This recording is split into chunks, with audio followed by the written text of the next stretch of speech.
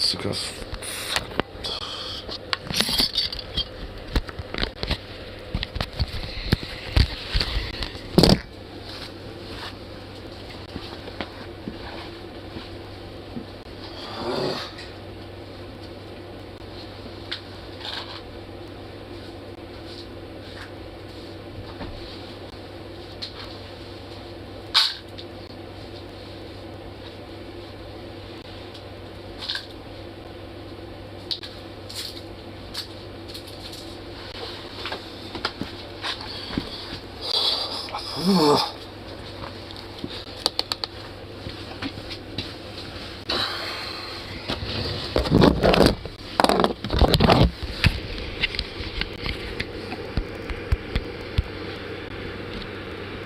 Fucking foam. There we go.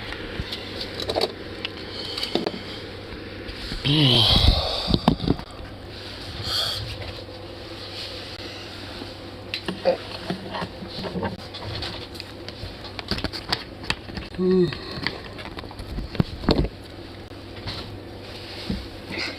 trying to figure out how to get myself warm here.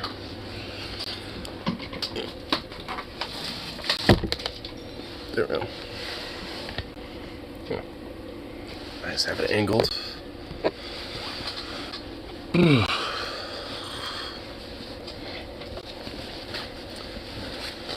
Yeah, it's fucking chilly. Starting to really get fucking sick of winter now at this point. I'm really getting sick of it. I think it's probably like the first time I'm ever really. I think I'm starting to actually generally fucking hate winter as a season. It's not even good or fun. It's just bitter and cold.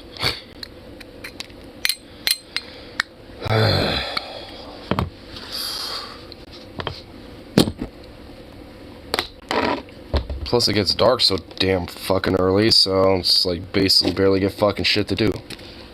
And that's always fucking great. Okay, that's on.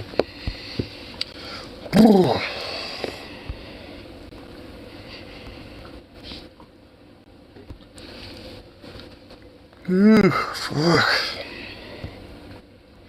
Man, I got this scarf around me and shit. Do I need like a neck gaiter or something? I swear to fucking God.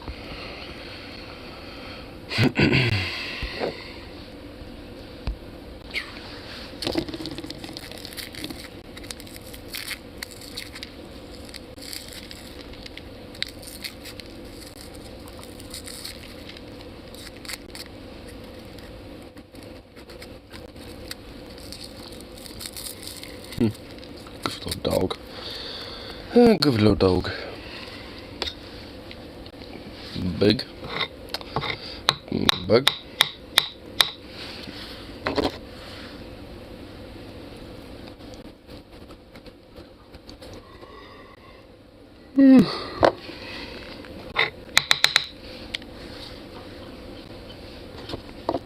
Okay, that's what that went.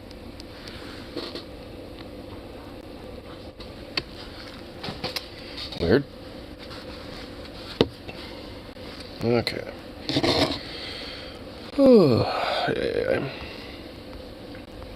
I figured I'd get some, a little something background here. Doop.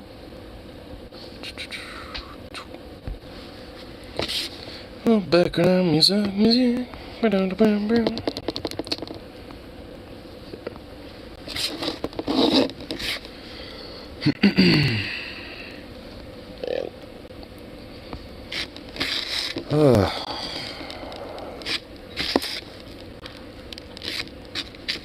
Man, I really hate like days like this, honestly. It's one of those like days today for me where I'm just basically having not really been doing anything.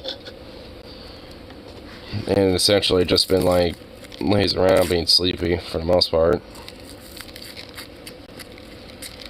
So, I'm still kind of like in this phase of just like, eh. So, yeah, today I've just have not been really in a motivated mood at all. So I figured I'd at least, maybe do this for an hour, see or so. Maybe see if it'll get me kicked off of it. Just kind of force myself to do something.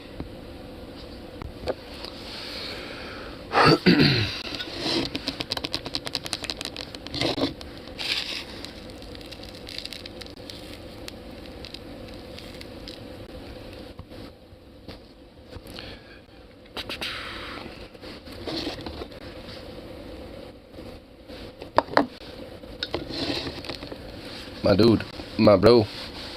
My Dusselma Cities blew up yesterday. I had to get to it, which made me go broke. Phantom lent me $20 so I could eat tonight.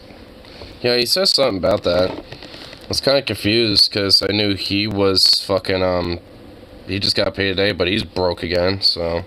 And I haven't honestly eaten much today at all because I don't got fucking money. At least until tomorrow. So, I'm SOL. At least, again, till tomorrow. You were in a dream of mine last night, and I somehow ended up at your work and met you. They were sitting in a chair in the middle of the store, hanging out with coworkers, I presume. Just in the middle of the store. If I was sitting in the middle of the store, like in a chair or something like that, then I must have been doing something. The store had a lot of white tiles, so I figured it was around the deli area. Well, our entire store has like these like tan, whitish, like, you know, tiles. And actually at the front of our deli it's a little different. It was still lit but dark. Oh, you know, I've been in a store where it has like the emergency lights on or some of the lights are turned off. I've actually been in a store where it's been lit but very dark. It's actually kind of cool. I've been in a store like that before. So I remember once, like late at night, actually I think they do this every couple years, but late at night they'll actually, like, you know, shut off a section of lights and replace all the lights on them. And when they were doing that type of shit, like, there was a point where, like, a specific chunk of the entire store would be just dark as fuck. I mean, you could still see, but it was dark. Made it, like, this more low-light, ominous, like, feeling a little bit. Soon you looked at me and said, "Hey, how's it going?" or whatever. I just looked up to you, I'm just like, "Hey, how's it going?" Well, honestly, I probably would react that way. I'd just be like, "Oh, hey, how's it going?"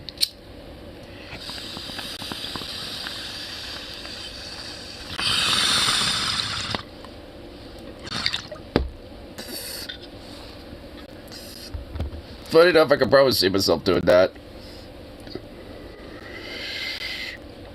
Like the store somehow lost power, but just sitting in a chair, like in between moving everything into freezers or some shit. That actually happened not that long ago, but I wasn't working the day that happened.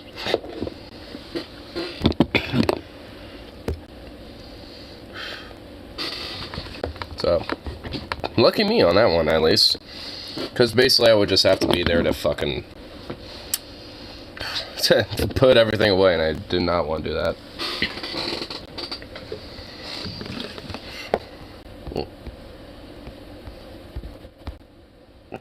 Forgot to put up my tunes. Here we go.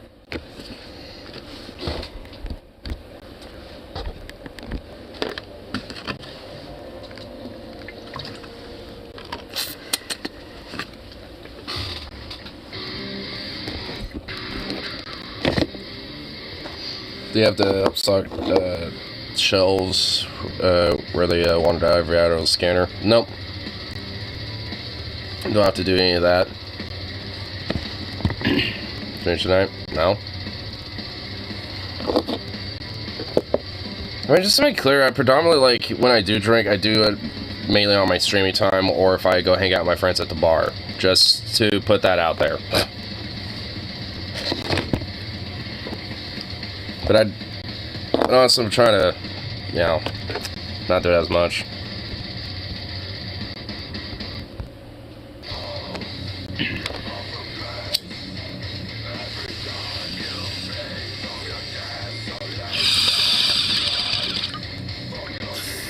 I'm judging. It's actually a good approach. Yeah. I mean, honestly, I know you're not.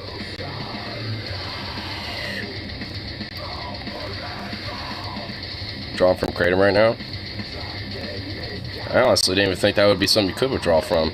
Because there was a point I was taking Kratom for a little bit, but just stopped getting it, and Never really have had any withdrawal symptoms from it. I didn't even really have a reason to stop taking it, just stopped buying it. Probably just, well, honestly thinking about it, probably as a way to save money. I should probably at least maybe get some of it again, because at least with the, like, the Green Barley, I think that's the strain name of that particular kratom, where at least with that, it did kind of give me a sense of, you know, like, more honed, like, focusness.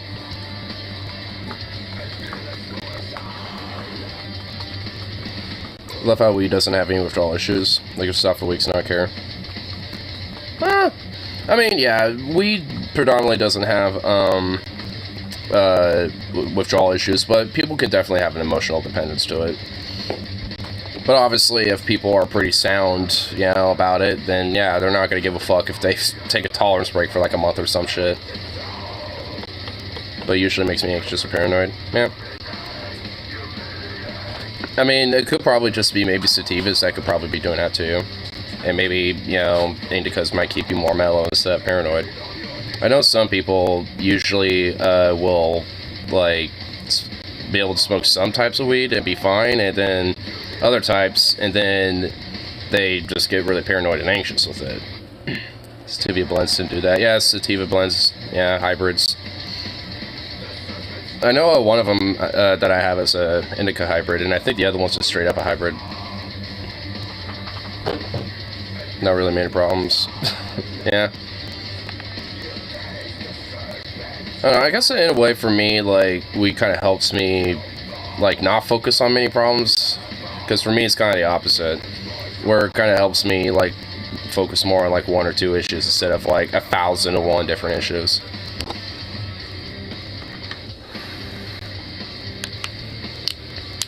And honestly, just, like, my main issue right now is just fucking, like, just time, honestly. Because there's just, like, a lot of other shit. Realized I was dropped on me today. Because my granddad and her, his stepmom, or not stepmom, but his wife are fucking coming up here, and it's just like, what? Because that's gonna be a nightmare and a half. Not because they're coming down here, and it's not that inherently. It's like having to basically like somehow within a month and a half to 2 months get this fucking place cleaned out, and it's just like, that's not gonna work. And then there's, because I mean, just between me and my roommate, you know, between our fucking work schedules and shit, and at least with everything being all kind of fuckety at work right now, it's just like, I'm not exactly, you know, confident about, like, make sure, you know, days off in line and shit, because it's all fickle fuckety. So,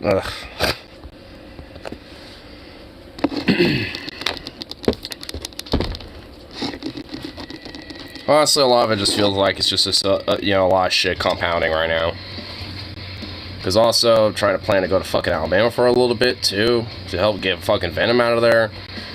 Then there's fucking, like, I still need to fucking, you know, get my boy, Zukov checked up to vet, not for any real reason besides just kind of see what his, like, skin allergy thing he's got going on, because, like, basically, you know, when he's, like, at the base of his tail and, like, near his little booty area, like, he keeps, like, wanting to bite over there and scratch there and shit, and at this point, I'm fucking close to what it is, so I'm thinking he might have, like, a skin reaction to something, and I just kind of figured, what the fuck is it?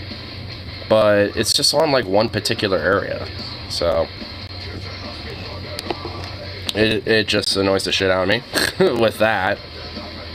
But I at least want to try to, you know, figure out what that is directly, just so I at least, you know, can adjust, you know, dealing with that, or at least as much as I can. Customers get all snip stuff, you too, probably. Luckily, it ain't that big of a deal with that. But it's mostly, if anything, corporate getting snippy sappy and fucking want mind piece accused of shit. Because apparently, at least on one point, that they're kind of eyeballing now at this point is like when it comes to like discounts or like, you know, hookup deals and shit that might be given to customers or whatever. Because I know other companies have basically been doing this. Because I know Walmart is basically just making it so like, like customers basically are just like watch like fucking hawks and essentially having like like Walmart employees instead of being checkers, just basically just being like receipt checkers instead, and having like this whole weird ass like system where they basically are just treating customers as potential thieves that may or may not be purchasing all their shit. And it's kind of the same shit now at our store too, and so it's just like, I mean, now like we pretty much have to mind our P's and Q's a little more, at least in the meantime, just because, you know, we're kind of getting hopped on our ass about doing some shit like that. Partly because I know I do it. In fact, I'm part of I know for a fact that some of it's due to my ass directly, mainly because when it came to the employee food beverage thing, like when it comes to like, you know, when we used to have the like the soda fountain area, and they got rid of that during COVID, and when that was going on, like they pretty much got rid of the whole employee beverage code thing and stuff and wanted us to stop using it. And I thought maybe they took the code out and it doesn't work anymore. And one day I decided to see if it worked. It still did, and ever since then I was doing that for employees and shit. And now at this point it is something that is also spread, not just from me but to other people and shit, because now they also know the damn code too. So now it's gotten to the point where like corporates caught eye on it. And it's like, if it was like one or two people and a little under the rug like that, they probably wouldn't fucking notice. But now a lot of other people are doing it. So now it's kind of, you know, fucking it up for some others, you know, and shit at this point. There's the guy me encountered that would get like this breakfast sandwich all the time and always would hook him up, you know, with it, instead of, you know, having to pay like $5 or just having to pay like $3 or $2. And then give him like a handful of JoJo's for free or something. Like, cause, you know, we don't give a fuck. But at this point, we have to kind of mind our P's and Q's and shit. And even he's, you know, well, saying that too, is just like, yeah, don't discount me on that. They're kind of like all watching us with this shit. And it's fucking annoying, especially. Work discounts on staff, all rewards programs, 401k matching, even cutting people's salaries. I saw that. Rip City was telling me about that last night. And by the time he was telling me that, I think you probably went to bed.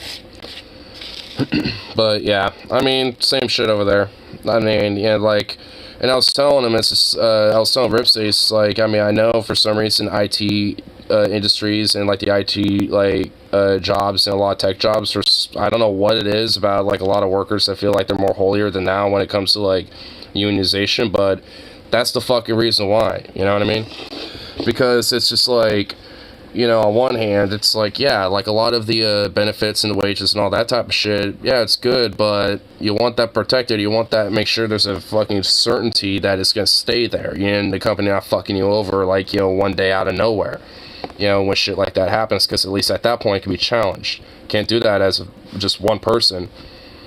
So, I mean, it's just like, even if there isn't really maybe an inherent reason to like do a full-on like legalization of that type of shit, there's still, even then, there is. Just to make sure you can at least guarantee you got what you have. And they don't try to take it away from you because, oh, we made less quarterly profits this year, or whatever fucking excuse they want to make.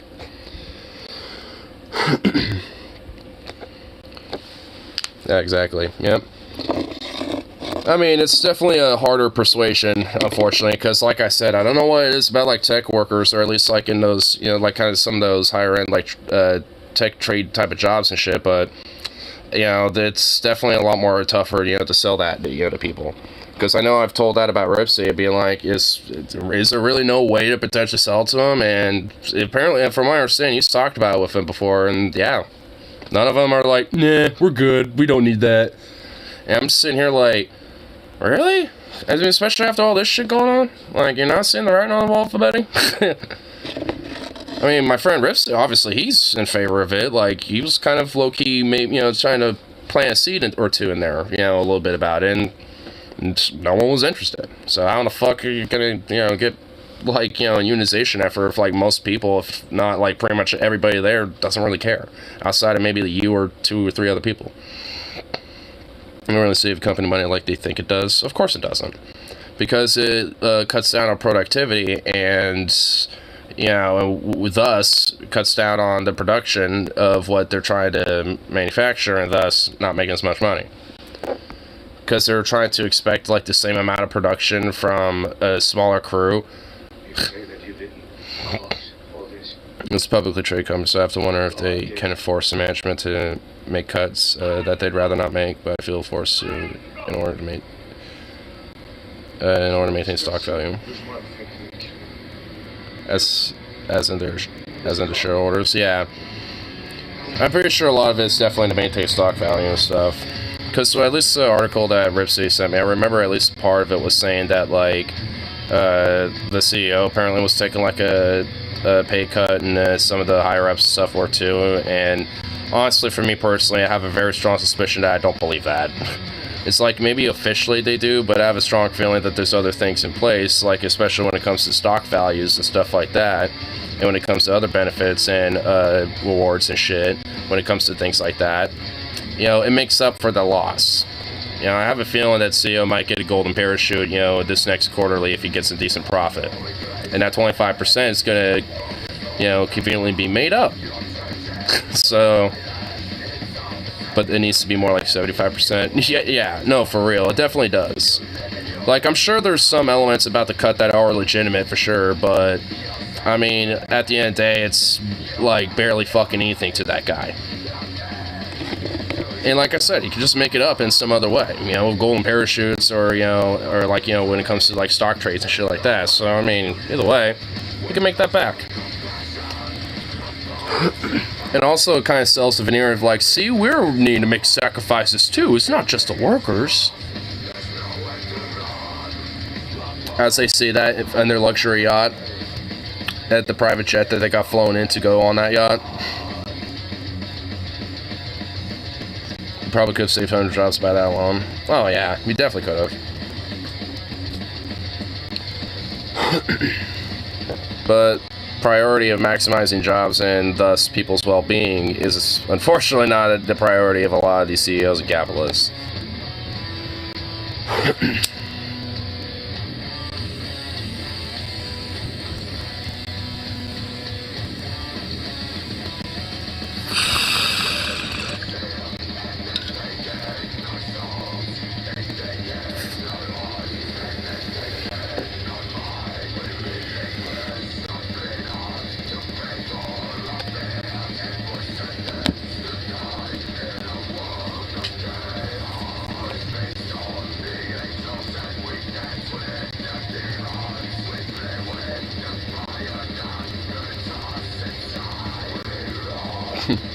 Goofy little dog.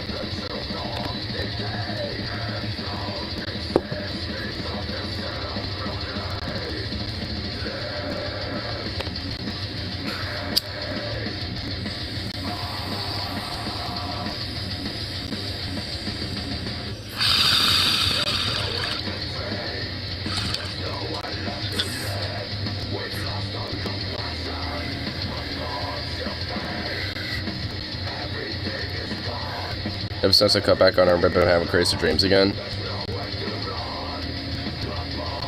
I mean, every now and then I'll still get, like, a weird-ass little crazy dream. It's just that, like, when I wake up, I don't always remember them.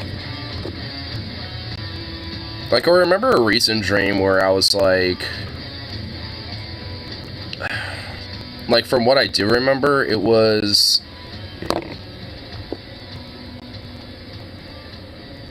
Like, I'm pretty sure it was, like, actually funny enough, like, in the foothills outside of Portland. And I think it was also, like, me and, like, 5 other dudes or some shit. I remember it being, like, some sort of, like, mill op or some shit, or maybe, like, some sort of militia op or something. This is, like, the last dream I at least remember. It wasn't even that long ago. Because I remember, at least in my dream, I had my AK, and then, like, we were just in, like, the forest and, like, this little small foothills area. Though, what was going on, I don't remember. I just remember, like, some of those vague details. I do remember just see, like, all of us in a circle just kind of hanging out. So I think it was probably at least something along the lines of maybe just shooting the shit, just or something. I don't fucking know. What are you doing, dog?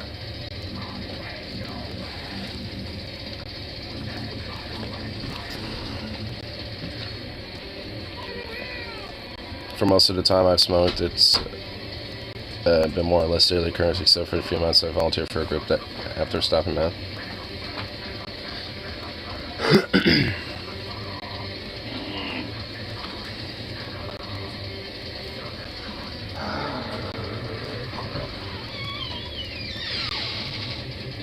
Huh? Do I unfortunately do not read Cyrillic. Whoa.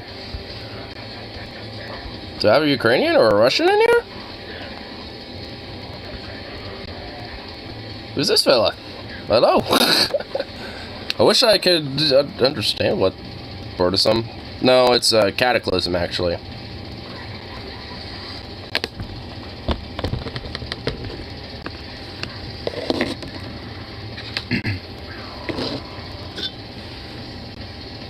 I did it for like a year and a half. I'm from Russia? Oh. I'm actually, wow. I'm honestly kind of a little surprised. I didn't think YouTube was still accessible. Well, I guess maybe with like, you know, like VPNs and shit like that. I'm sure there's still access for people. Around. Where are you from? Actually from the US. Funny enough, not even that far away from Russia. I'm in Oregon, so I'm actually just kind of a hop, skip, and jump an ocean across. Not that close, because I'm not in Alaska, but, you know, a little bit.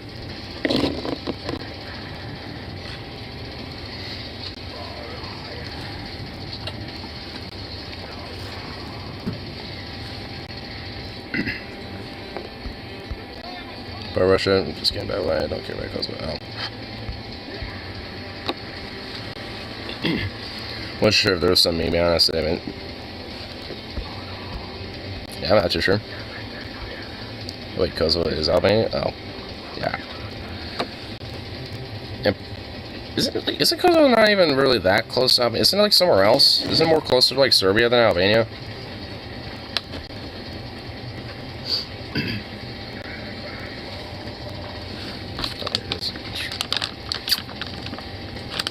Hey, boo boo. Hold on. Hey, doggo. Paw. Hey, hold on. Paw. Attaboy.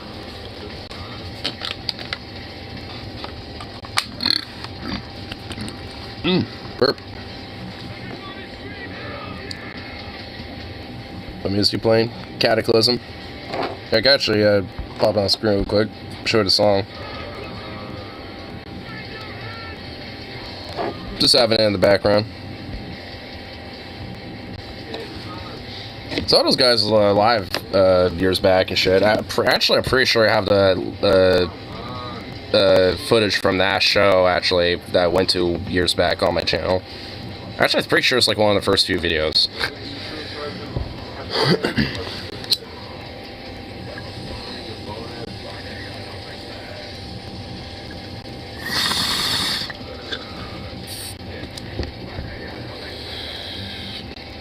I like matches some service might say that Kosovo, Serbia. I think, I don't know. Serbia and Russia have close cultural ties. I've Serbia too, have been there many times, very nice people. Yeah, I wouldn't mind traveling out in that just general region, just kind of traveling into the different countries over there. Like Serbia, Bosnia, Albania and stuff. Just kind of just in that general region overall.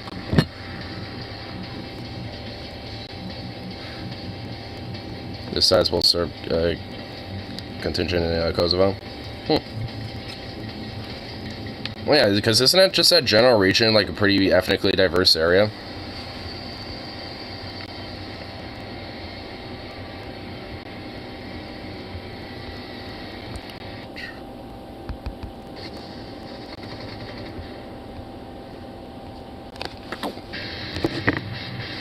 Oh, very much. Kosovo is historically a Serb territory and is culturally important due to the fact that they fought battles there to defend Europe from Turkish imperialism. Yes, Balkans is very diverse. And yet, for some reason, at least some groups of people over there just can't get along. I mean, it seems like some of them do. Like, there's Bosnia and Herzegovina. I mean, it's technically all just one country, but just depending on where you go, they might say Herzegovina or they might say Bosnia. So, and, hey, they're able to figure shit out, you know? Northern part of Serbia is largely ethnically Hungarian. I noticed a lot of religious rifts. Shocking, I know. Oh, well, yeah. Yeah, like, I know there's a lot of Orthodox Christianity, just regular Christianity, Catholicism, Islamic, like, there's all sorts of, there's a lot of various different religions going on, honestly. War grievances more so than religion. Well, I know there's the whole, like, Kosovo war. That's a very recent thing that happened. Like, during the 90s and shit. So, yeah, if anything, there's definitely, like, I'd probably say, yeah. If anything, war grievances from more recent events, you know, probably have more to do with that than, like, religious cultural differences. Though I'm sure they overlap to a slight degree, at least with some people. Like, I'm sure if you talk to, like, some very religious, like, Serb nationalists, they're probably going to overlap a lot of the religious grievances on top of the war grievance shit, too. But, either way. Bosniaks speak dialects of the same language, but the Croats and Bosniaks were client states of Nazi Germany, ethnically cleansed Serbs. Ugh. Lame. Boo.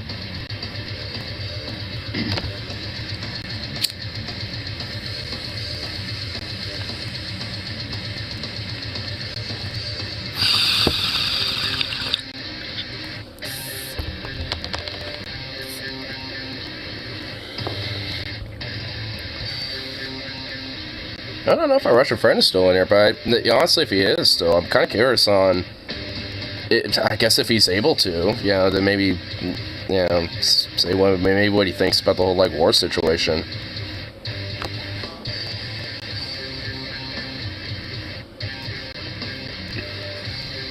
I completely understand. I understand why Serbs mad. Obviously, I don't like what they did in the 90s, though. Listen to Serbs that went on the offensive big time in that. Yeah. And if I remember correctly, weren't there, like, specific generals that kind of, like, took charge in doing, like, direct, outright genocidal actions and were, like, directly in charge of doing a lot of those type of crimes? I know there was actually not that long ago, like, a recent Russian general, or not Russian general, but, like, a Serbian general that, like, took some poison in the middle of a court and, like, killed himself, like, right in the middle of the court, basically. Just, like, just straight up took a shot of poison and just, like, and everyone just sat there in shock, like, holy shit, what? Croatia, Bosniaks try to break away.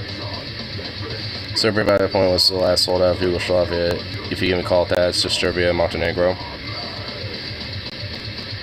I wonder if it would be possible for maybe like a Yugoslavian state to happen again. It was a Bosnian Serb war criminal.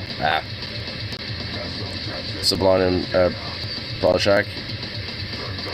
Yes, you remember. Yeah, it's yeah, like I forgot what his name was, but yeah, that sounds like the guy. Oh, it was a Bosnian Croat. Oh, so he was a Bosnian Croat, so he wasn't a Serb. Okay, but yeah. Okay, but yeah, I remembered at least, you know, got mixed up, yeah. Well, I was too, to be fair. I mean, but yeah, I remembered at least, you know, recently some dude related to all that shit, you know, recently did some poison, you know, basically, I think like just before COVID happened, if I remember, wasn't it? Or was it just after that happened? It was like a few years back, like 3-4 years now.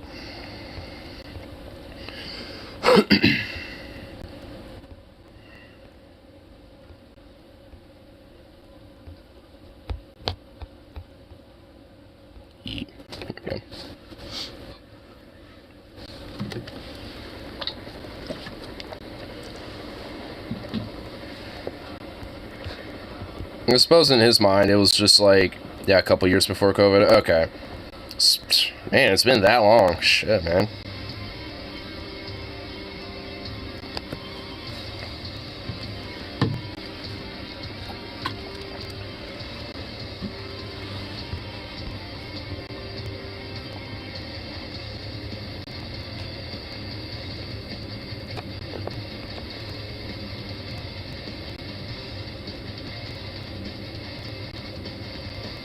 Hard to believe 3 years since COVID started.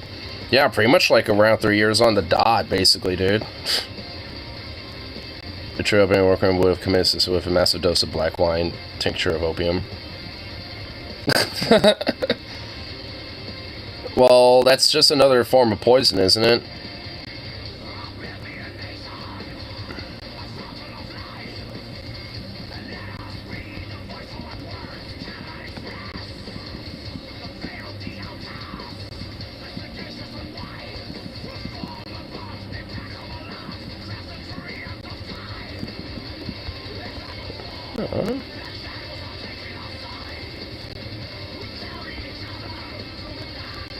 See my very little fun.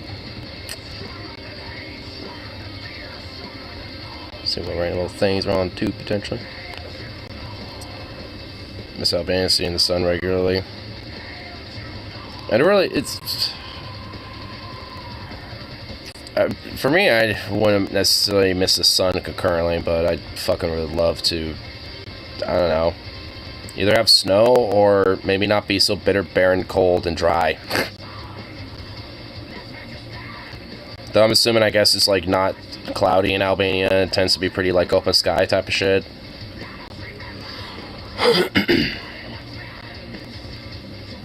It's solar powered. Well, yeah, the more, I mean, it's just kind of like a evolutionary trait. The more white you is, basically, the more solar energy you need.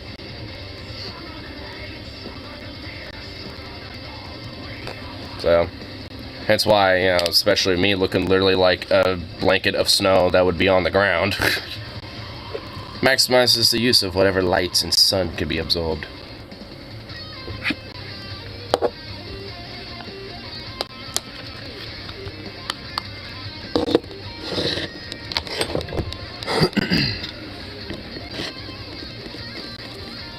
Honestly, for me, it's just like, I wish, honestly, we just got fucking northern lights and shit like that. Used to sunny weather. Well, I mean, I just mentioned about northern lights and shit, because I remember seeing the northern lights in Iceland and stuff, and just thinking, god damn, look at that shit. And just being so mesmerized and taken aback by it. I mean, granted, it just probably, just them and themselves, you know, probably like, you know, just, you know, looking at them, you know, probably will do that for someone, but for me, it was just kind of like a little something different. And we basically never see northern lights out here and shit. And it's just like, and that's also one of the things I fucking wish that we had here out in the winter. Is see northern lights. Even if you go up in the mountains, you don't see it. I mean, you get a nice clear night sky sometimes, especially if there ain't no clouds in, and just get open sky, nothing but the stars. You can see the Milky Way too, even, especially because we're so high up in the mountains. It's just like, god damn. And also, there's snow everywhere. See, for winter, I love that shit. Like, when it's just dry, barren, and just, like freezing cold wind chills, and just, like, it's like, that shit fucking sucks, which is how it's been, like, for the last couple days. It's lame. But snowy winter wonderland shit, I love that. Like, the overcast shit, I'm not even that big of a fan of. And I think this is because I got more of the Scandinavian calling out on that one, more so than, like, my Britishness.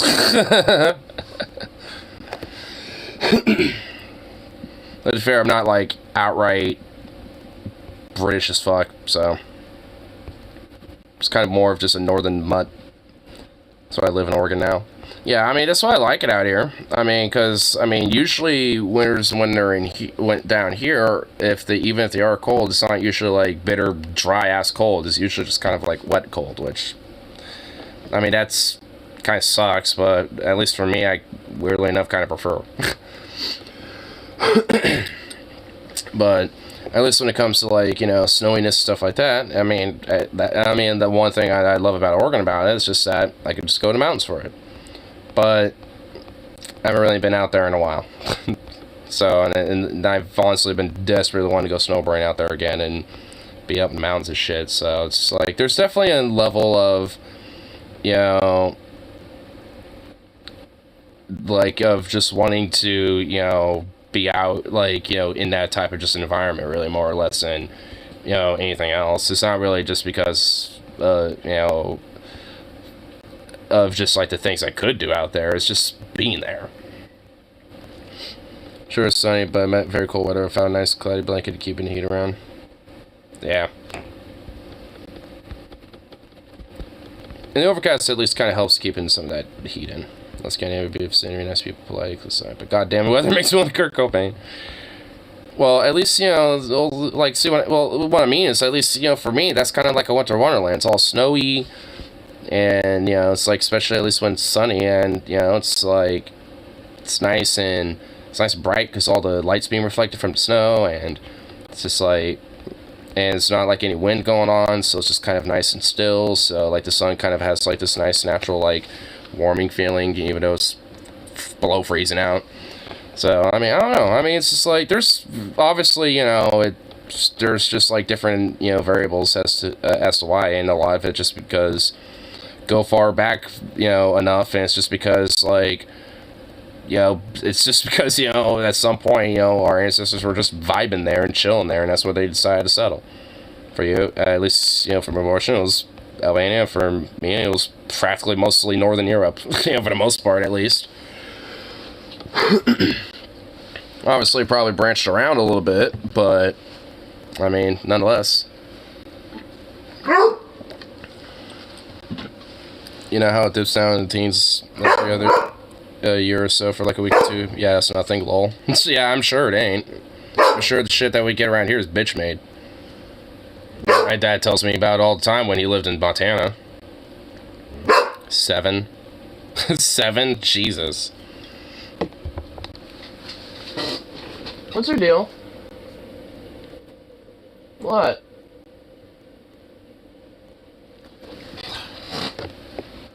It's okay.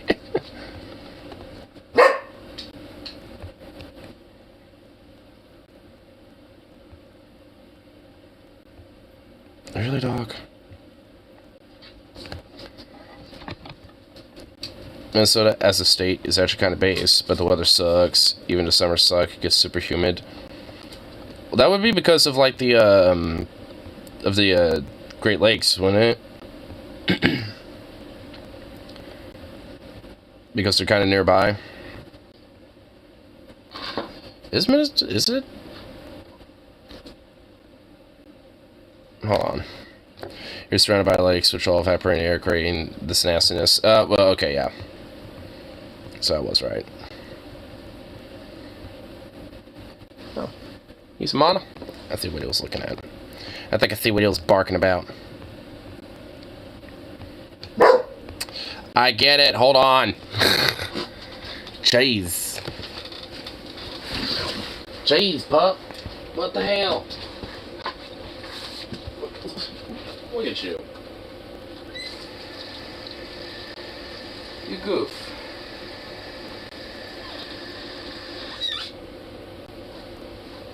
Hello. Yes. Here you go. Ugh.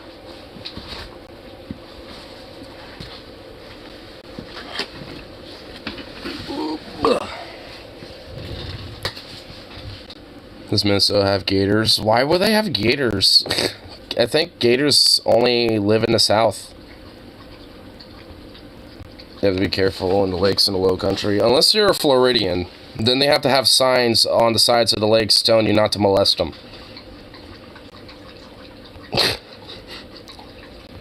And honestly, I'm not even fucking kidding. There are some places in fucking goddamn Florida that have those signs up. They are real, and it's just like, why?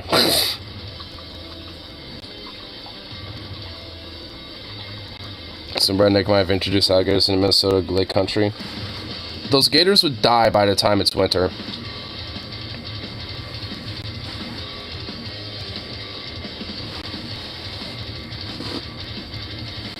They usually leave you alone. Well, yeah, as long as you leave them alone, there ain't going to be any reason for them to, you know, bother you.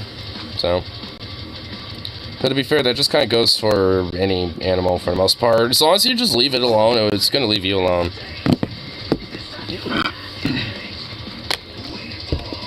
I mean, to be fair, not all the time. Some animals will look at you as a snack and be like, wants to be left alone? Don't care, I'm going to eat you. or an Asian giant hornet, then, you know, it'll remember you. And then it'll say, I'm gonna get my hive, and we're all gonna fuck you up now. Those motherfuckers have photogenic memory. Like, they will, like, if you piss one off and it survives and goes back to its goddamn, like, hive, like, it will transmit that information and be like, yo, remember this son of a bitch. And then if it happens to see you again, it will let its homeboys know, and they're fucked. And those things apparently can also shoot fucking venom, too. Or, it's just like, what? It's like, good God, no.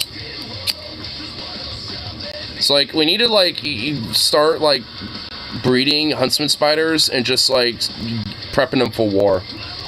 The huntsman giant hornet war, dude.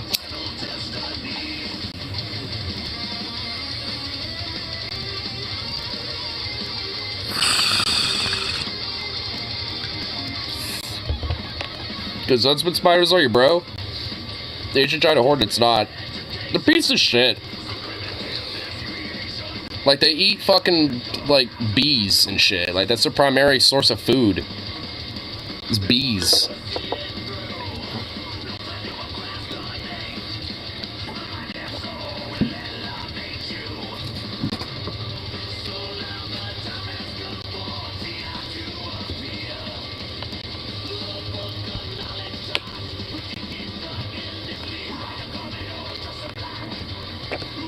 Yeah, Minnesota's way too cold for gators. It wouldn't work.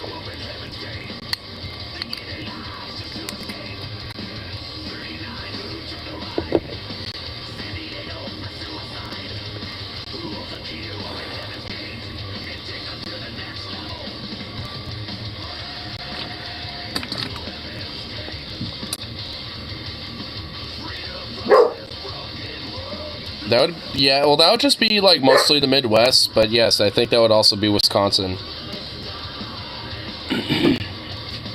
I'm pretty sure it's Wisconsin that they are the ones who predominantly eat the cheese curds, but I think it's just kind of the Midwest overall. The pop in Minnesota, too, yeah.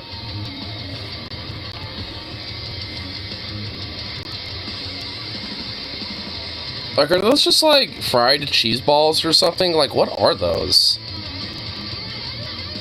Like, I just never have understood, like, what the hell they are. I know they're a thing. I call them squeaky when they fresh, because you can make it squeak sound when you bite into it. It's a little cheese curd.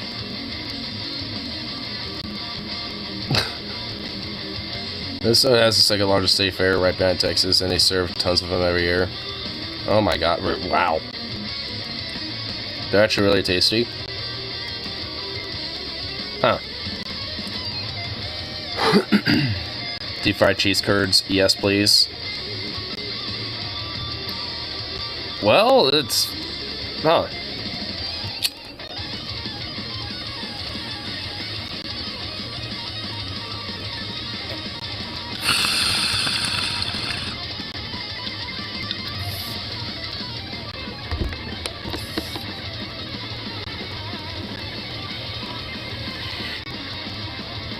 Think Indian paneer cheese, very mild, just fresh cheese curd.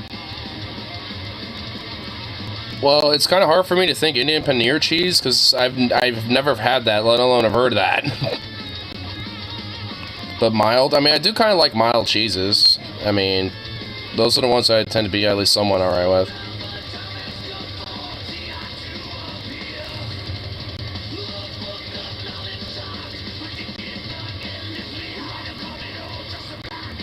Paneer is good.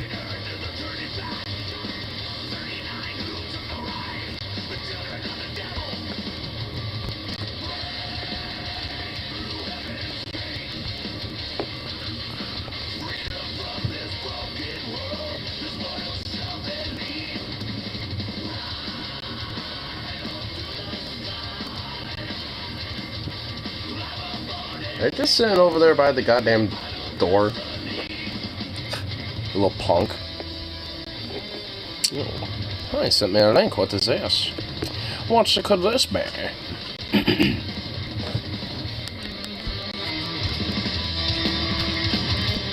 Oh, I thought the song would have ended already. Come on. Finish your damn lick. You son of a bitch.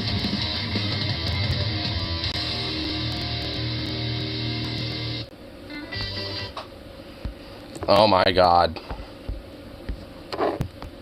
Oh my lord.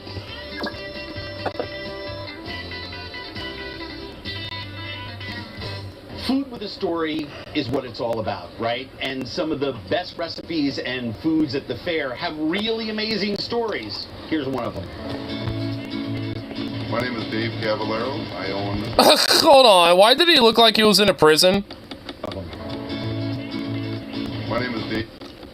Dude, my boy literally looks like he's like in a prison or something, dude. Dude, why? What's with like the prison jumpsuit drip, bro? Like, what the fuck? Oh my god. I just realized this. That fucking what the fuck? What is this? What the? God damn it! All right, hold on. God fucking hell, son of a bitch. Gonna need to fix this. Son of a bitch. What is this nonsense here? No. No. I ain't about that. I am not about that. Mm-mm.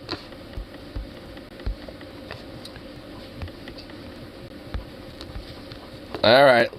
Let's absolve this situational problem. Let's do it, Rania. Let's see. Okay, now I'm gonna have to fickle fuck with these like 1,000 times. Until one of them decides to show itself. Oh, wow, okay, wow, I didn't have to fickle fuck with that hard. Yay!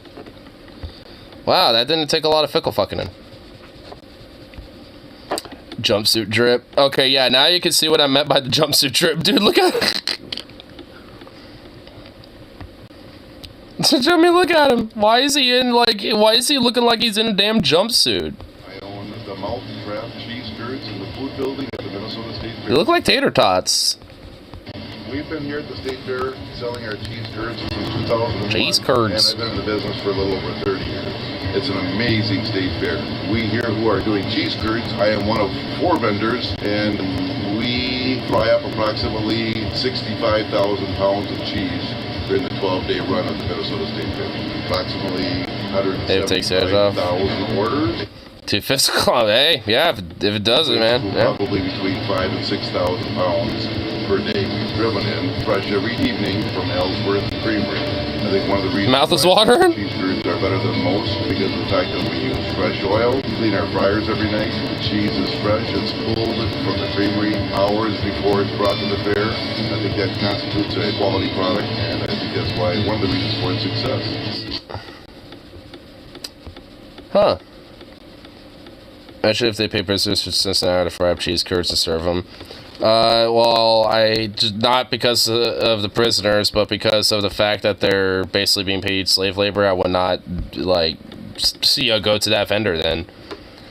Okay, hold on. Alright, which screen was... Okay, there we go. It was that screen.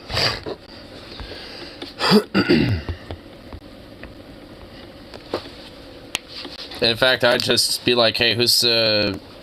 like lead of this operation, and I'd be like, yo, fucking pay them pay them properly, piece of shit.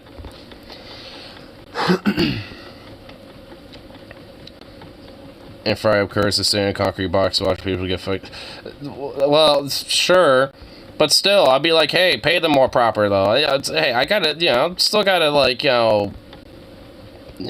stand up for them a little bit.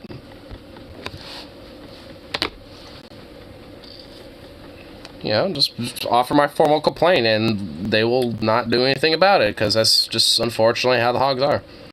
We'll pay you in exposure. You've been exposed out in the public, and now you're out and around everywhere, so enjoy it.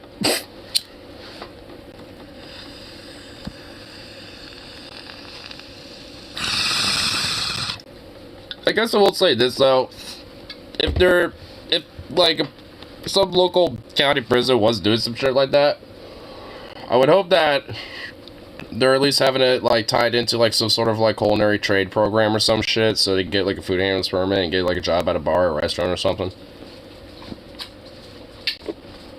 I mean, at that point, because even if there is a little bit of the issue of them being paid, like, $1 or some shit, at least they're being more set up, So, except in the long run, but operating systems don't exactly work like that, do they?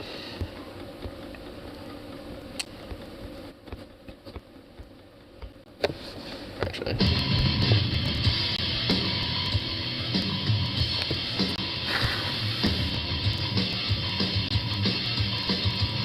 It's what you might call correctional. Yeah. And actually have it mean something.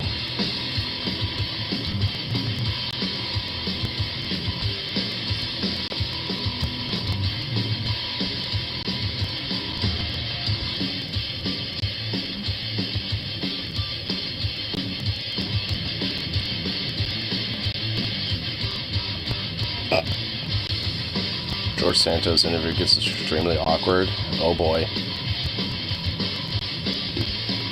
Oh, you know what? This song is actually so fucking fitting for George Santos, or Anthony Duvall, Anthony George Duvall Santos, whoever the fuck he is.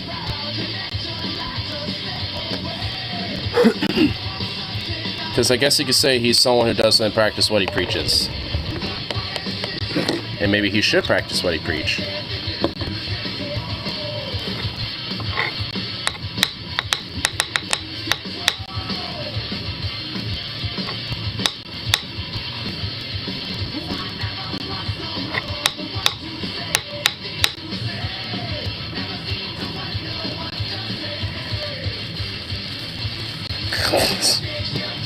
I mean, I would, but I don't think he's even a real person. Like, he's like the one motherfucker that has basically lied literally about everything in his life. Like, in literally everything. There's not one thing he hasn't lied about. Because I think there was even claims he lied about his fucking birth and shit. What year's the song from? The 80s? I'm pretty sure the 80s.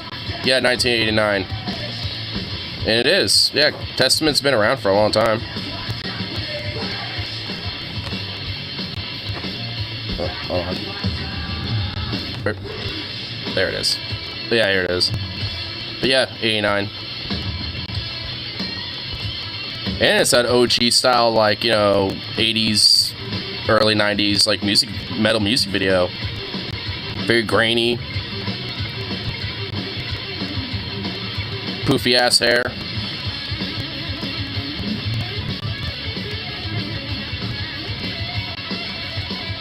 And also you got like a lot of that like slowed time, you know, thing going on too.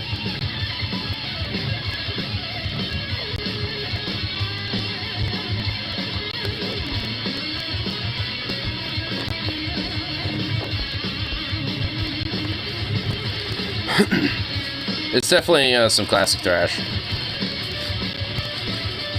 And it's still kicking. They're still, you know, making songs and doing albums and tours and shit too.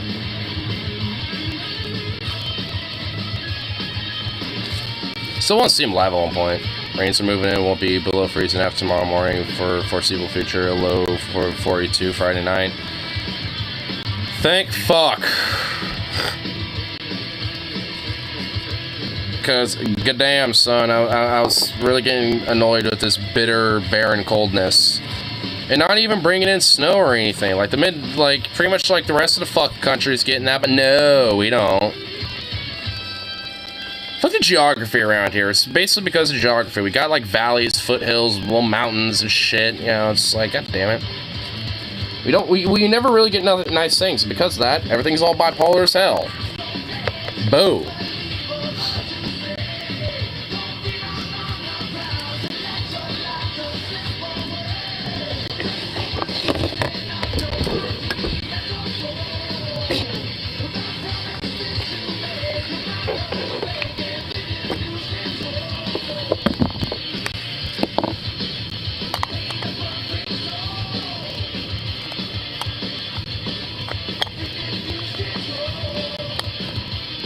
What are you doing, little mutt? Oi, you. What are you doing? What are you doing, you little sleepy butt?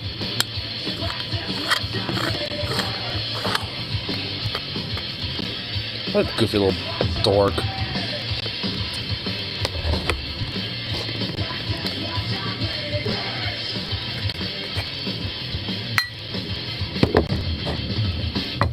I need to get some alcohol rub for this damn fucking grinder. Jesus Christ.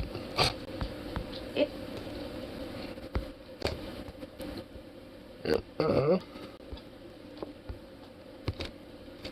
Just gotta make sure. Yep. Go. There we go. Boop. Here's an update with this weird old dork. Caitlin Sinclair? Is she related to, like, the Sinclair Barcraft Corp or something? For any scenario in which you... Wait, this is OAN? Wait, what the fuck? Huh?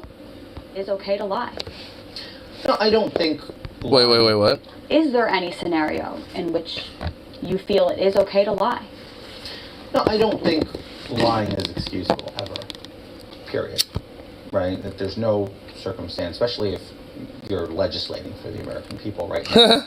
So, what I might have done during the campaign does not reflect what is being done in the office. History has shown that the American people can pretty much forgive anything. But that starts with a sincere apology normally. A lot of I don't think lying is an excuse, but that's why I'm laughing. It's because, like, yeah, it says the dude who literally has lied about everything about your life. Like, yeah, sure, buddy. Like, what? prevailing opinion. Like the fuck? You have not yet shown that. You know, I don't know what you mean by that, because I have Well, shown... you seem angry. You seem I'm not angry. I'm not angry at all. Are you sorry? I've said I was sorry many times. I've behaved as if I'm sorry. Look, if you want to compare emotions, people show emotions differently. I am sorry. I'm deeply sorry. I fielded calls. I've been calling supporters to apologize directly to them for that. And, you know, I don't know what is asked of me right now. When you ask, oh, you have not shown remorse or you don't seem to look sorry, I don't know what looking sorry looks like to you, Caitlin. Because I don't think you know what being sorry is ever, bro. Like, what are you talking about? Like, what the fuck? Like, oh my... Dude, what? Oh my god, dude, I love it. This is awesome. Again, like, has this guy not, like, is there, like, anything that he will not lie about? Like, cause, oh my god, this is fucking great. Is this Santos? Yes, this guy right there is George Anthony DeValler Santos, or whatever his real name is. Dude. It looks like you resigning, George, but yet he still refuses to take real accountability. Now, he did recuse himself from his committee assignments, but I think that he knows that that alone is insufficient. A Siena College poll found that 78% of his constituents want him to resign. But it's cool, he said sorry, all is forgiven. I don't think that it works that way. Maybe when you're like a preschooler, kindergarten, perhaps, although that's pushing it, that's sufficient. But when you are a member of Congress who lied to get into Congress, who lied to your constituents, and the overwhelming majority of them want you to resign, that is what real accountability looks like. And with a straight face, he honestly said these words: I don't think lying is excusable ever. Period. Excuse me? What did you just say? Oh my god. Drag queen Ilua Richard. I know, like, it's Ilua Richard, like, Anthony DeValder, George Santos. Like, he's the man of many names, dude. Like, he's basically just the man of many names. I mean, that's just kind of what he is now at this point. You don't think that lying is excusable ever, period? You are George Santos. So I think that we're beyond that portion of this whole scandal. You should just own up to the fact. Oh wait, that was his friend. His name was Qatar Ravachi. You are a compulsive liar and say, yes, I did lie. And while I think lying is wrong, perhaps I have a problem telling the truth. It's just part of my nature. I'm really working on myself.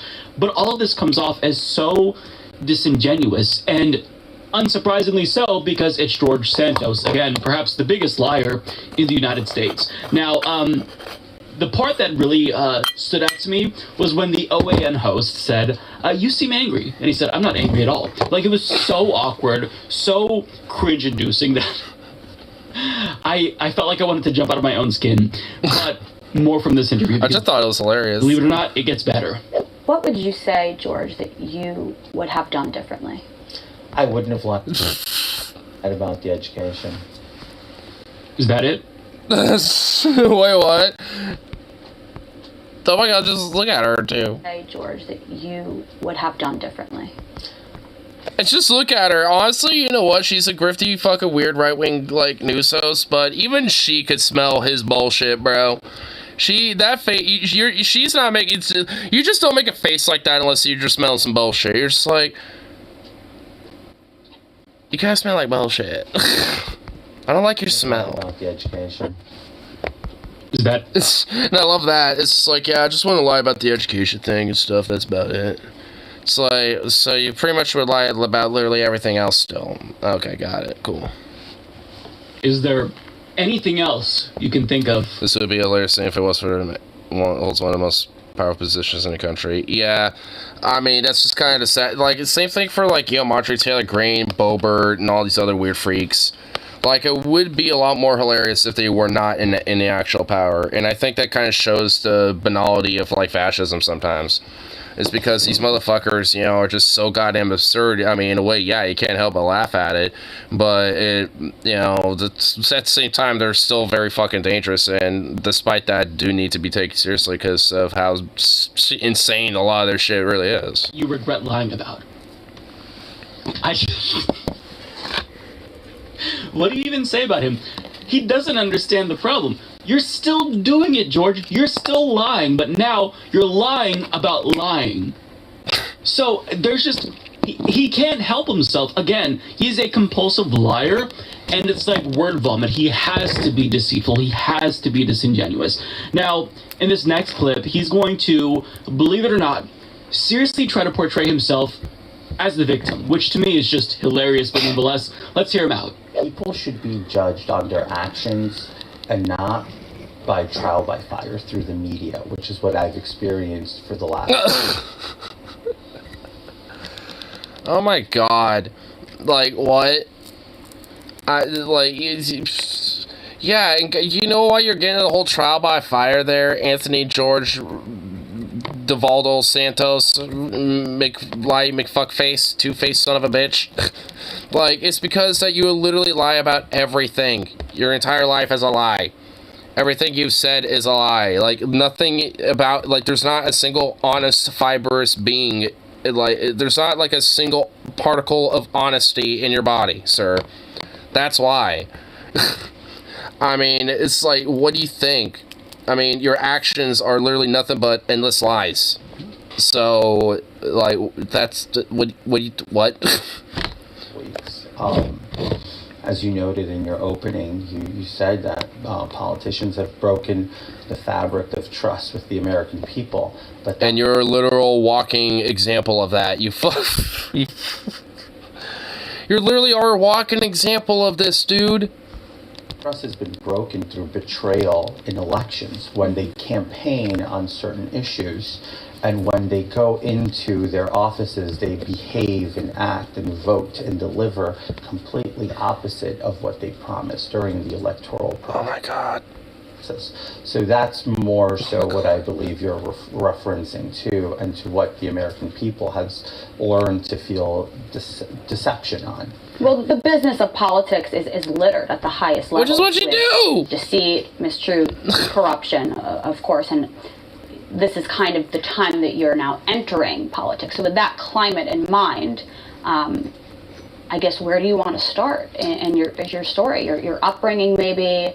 Okay, we don't need to see his response there. It's just very banal. I just wanted you to see the unintentionally hilarious way that the OAN host worded that question. You know, we're at a time where politics is at the height of deceit, mistruths, corruption, and it's also the same time that you're entering politics. So, that's you. Yeah, dude, even Mike was picking up on it, bro. I mean, she was just like, you're entering into this. This is kind of what politics is about. You are known for being untrustworthy and deceitful.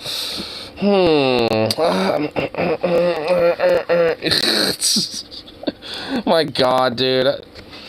I mean, like, you know, she's probably a psycho bitch herself, you know, I will admit. But, like, I mean, we'll have to give her credit for this one. She smells bullshit when she sees it.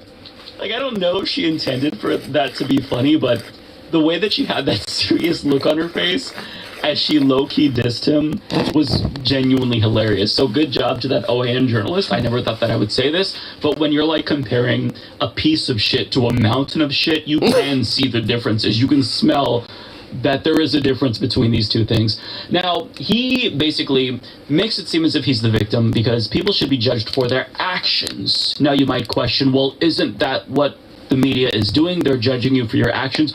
Oh, no, no, no. What he means is that actions are different from words. So if you do something physically, you punch someone, that's bad. But lying, I mean, sticks and stones may break my bones, but words will never hurt me, so it doesn't matter.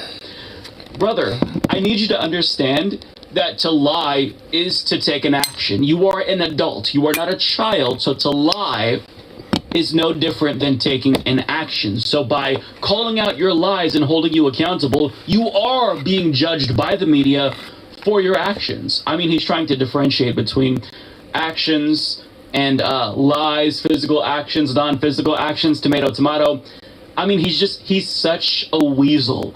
And that became abundantly clear 10 seconds into this interview. Now, he contends that other politicians, they've also broken the trust because the trust of the people because, quote, when they campaign on certain issues and when they go into their offices, they behave and act and vote and deliver completely opposite of what they promised during the electoral process.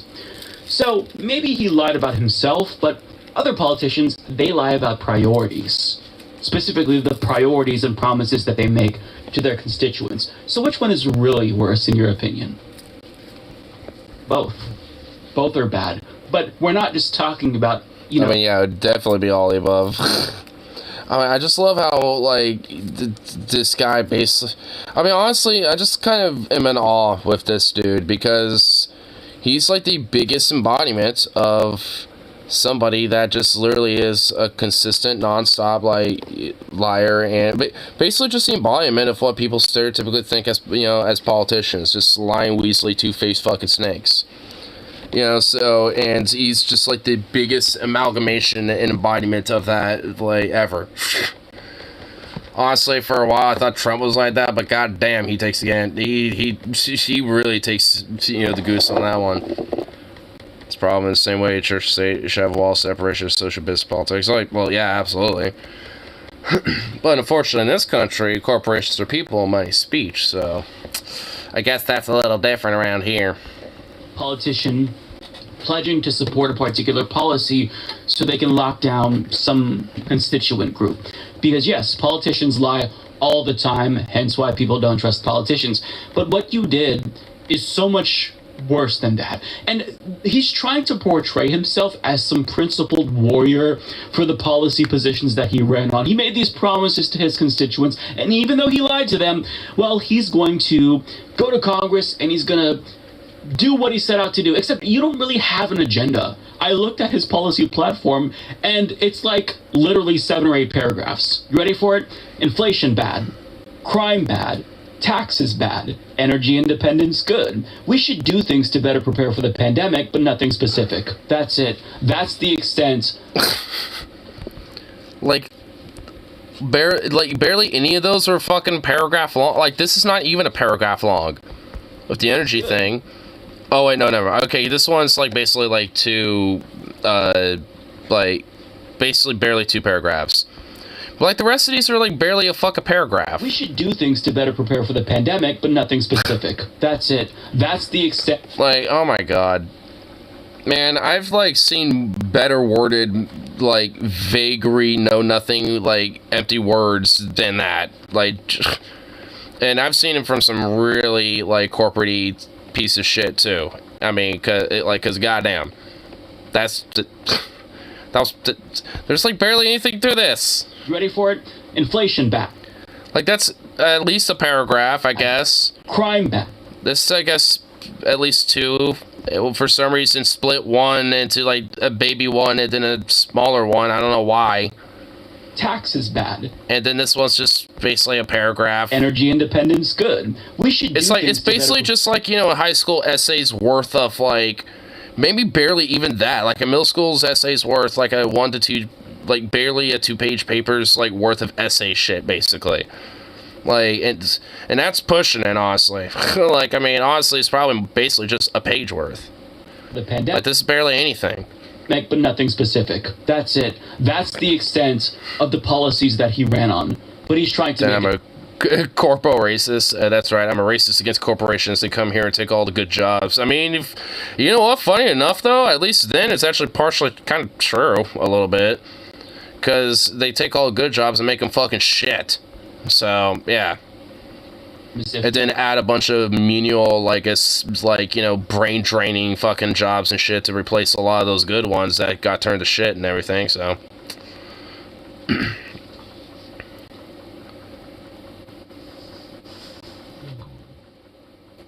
Wow, I saw a cop car, didn't see the cop driving, I thought I was getting stopped again, but then it turned,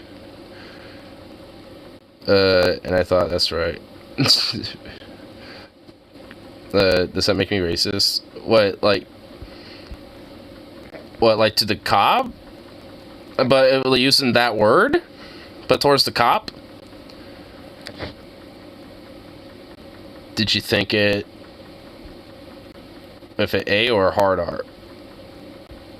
Well, I mean, you know what, honestly, like, I will admit, like, my intrusive thoughts, like, internally, you know, basically are just, like, instead of, like, hog or pig for a cop, yeah, I literally just fill it with basically whatever, with, like, any other fucking extreme verbiage. At least in my brain. You know, so, you like, I mean, but it's not, like, obviously anything to them besides the fact they're a cop or some shit, you know, or, like, whatever the fuck. So, I mean, I don't think so. So, I don't fucking know, and nope. Carl's just like, yeah, Hodor, you did it, yeah. It's like, Jesus Christ, Carl, what the fuck? Don't encourage that behavior that much, Jesus. I mean, What's wrong with you, sir? the mission, and he had these goals and priorities, and he's not leaving until he finishes the job. You represent nothing. You're Carl, why? I know why, yeah, seriously. Oh, you're corny. You have no ideas. You don't have a coherent political ideology. It's just, liberals bad, lefty is bad, and I want more power. That's it. Like, that's the extent of your politics. So for him to pretend as if he cares about, like, some deeper cause, which is why he ran for Congress, it's an insult to the intelligence of... I bet if you put whites under an MRI machine, say they're thinking it's equivalent of starting a giant rail of coke and a dopamine production. What the fuck? I mean, honestly, maybe for, you know what? Maybe that's how we find out who are a bunch of like weird ass like, you know, like racists or some shit. I don't know, because like at least for me, like it wouldn't be like some weird dopamine rush. It'd just be like. It'll just be like, oh, a neuron has fired for those processes to be thought. Because whatever, I don't know. I had my ears clean 10 minutes of straight sucking. What? What's going on? What? Constituents further because you're Sucking? still lying because we can see through you and realize that it's all bullshit. Now, to lie It's more of a matter of hate than humor. about... Well, yeah, it is more about the hate aspect and shit, I would imagine. Because racism is, well, just bigotry based off of race, so, yeah. Attending Baruch College and being a star volleyball player is one thing. That's silly, that's weird. But it's another thing to lie on forms, because that means that you are a fraud and you broke the law. And Wait, so they stick a tube thing in the ear to suck it? What the fuck, dude? That must be weird. I don't even, what the hell? face actual time in jail. And there's more and more evidence that he did indeed break the law. Mother Jones reports, last week, Mother Jones reported that more than a dozen top donors to Representative George Santos' first congressional campaign did not appear to exist. The donations from people whose names or addresses could not be confirmed totaled more than $30,000. This pattern of questionable contributions, Mother Jones has learned, extends to Santos' successful campaign last year. According to Santos' campaign filings with the Federal Election Commission, his recent campaign pulled in more than $45,000 from relatives who lived in Queens. This included a mail handler who gave more than $4,000, a painter who donated a maximum of $5,800, and a student who also contributed $5,800. One of Santos' relatives, who was recorded as giving $5,800, says that they did not make any donation to Santos. On Tuesday, a Mother Jones... Yeah, like, why would a mailer, a paintist, or, like, some student be, like, what? Those just don't make sense. visited... They can't just random more things or just constantly lying about. Oh my god, dude, this guy don't know bounds. 2 donations of $2,900 each were listed under this person's name and address in Santos' campaign finance reports. The relative who asked not to be identified said, "I'm dumbfounded." The relative had no idea where the money for these donations came from and remarked, "It's all news to me." The person added, "I don't have that money to throw around." So he's so brazen that he's using his own relatives' names, something that you can easily check.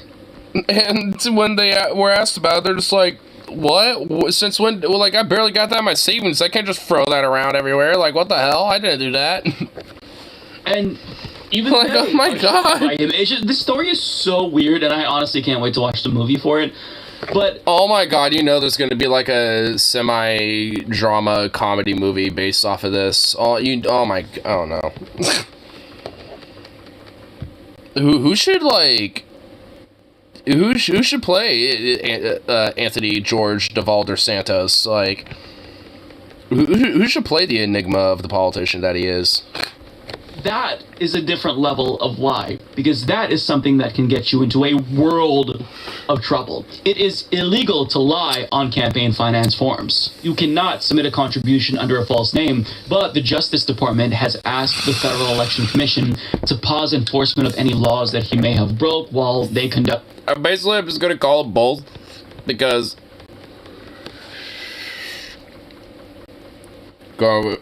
Chris Kattan, I feel like he'd be a little too old at this point. Vanilla! Vanilla, no! No, Vanilla!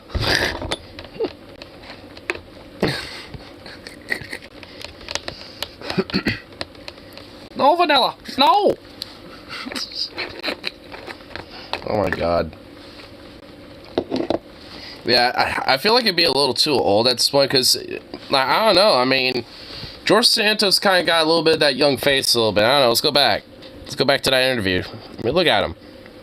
He still got a little young face and shit. I guess you could probably do a little CGI work or whatever the fuck, but I don't know.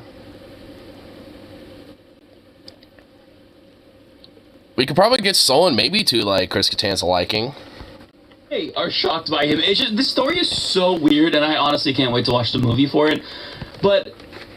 that is a different level of lie, because that is something that can get you into a world of trouble. It is illegal to lie on campaign finance forms. You cannot submit a contribution under a false name, but the Justice Department has asked the Federal Election Commission to pause enforcement of any laws that he may have broke while they conduct their own parallel criminal investigation into other areas where he may have committed fraud. So it's just a mess, and needless oh my god, he's like lied so much that he's literally created a bureaucracy mess.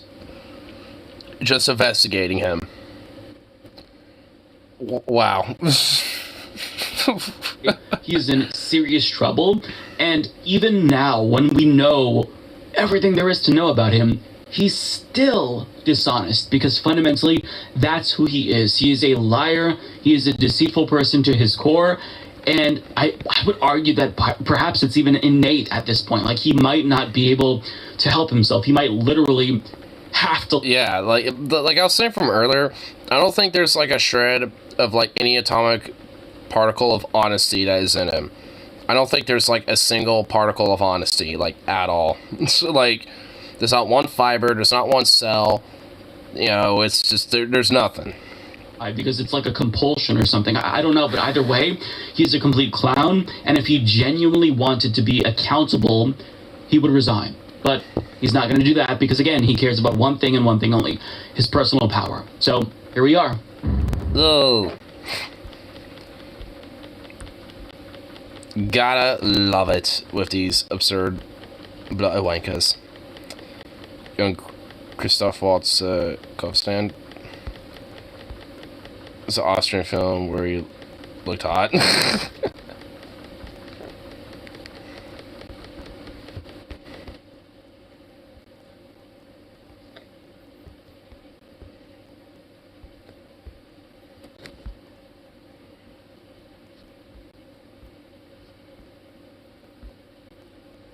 Yeah, actually, even that. Yeah, I see what you mean.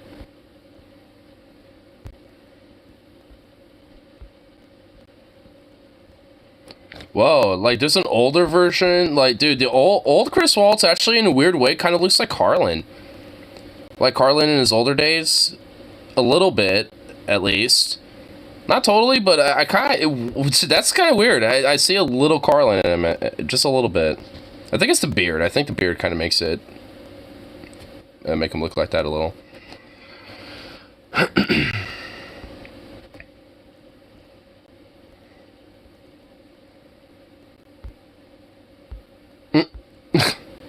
Want to see a comic about about say trying to murder Clark Kent and making it look like an accident, not because they know Superman, because he's a really good journalist. Make it a comedy because CIS can't figure out why their attempts keep failing.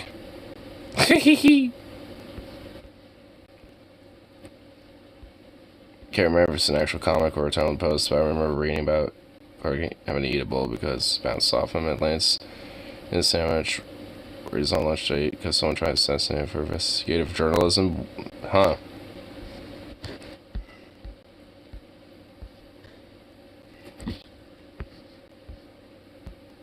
Now you make me look at Chevy text. Goddamn.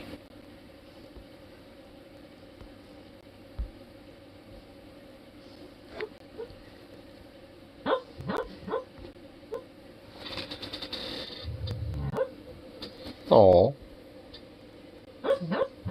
Little boy's dreaming.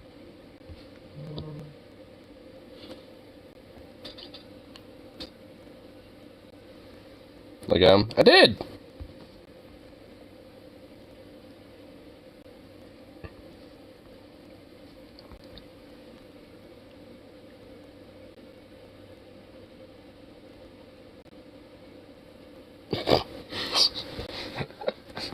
Goofy little dork.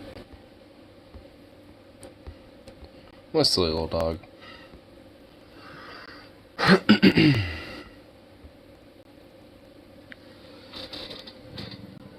Oh, he woke up a little.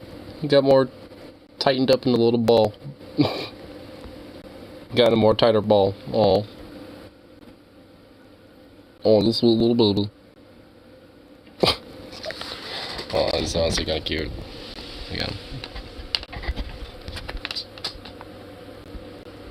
So perfectly little tucked in there. Oh, just so cute. Just so damn cute, just being there in a little ball.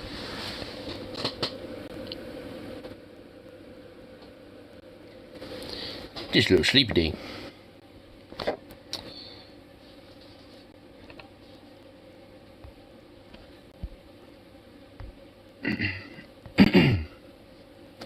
What was that? Oh, the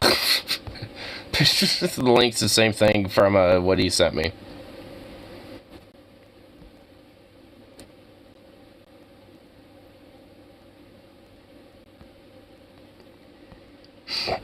Here, whatever little thing's on the tube, huh? Not say,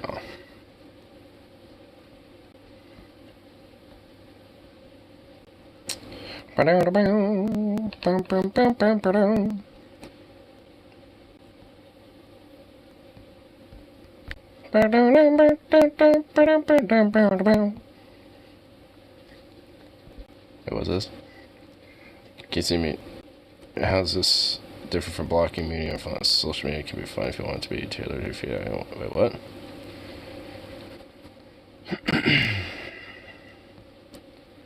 Pokimane revealed that she has a team who blocks accounts for her to avoid seeing hate on social media.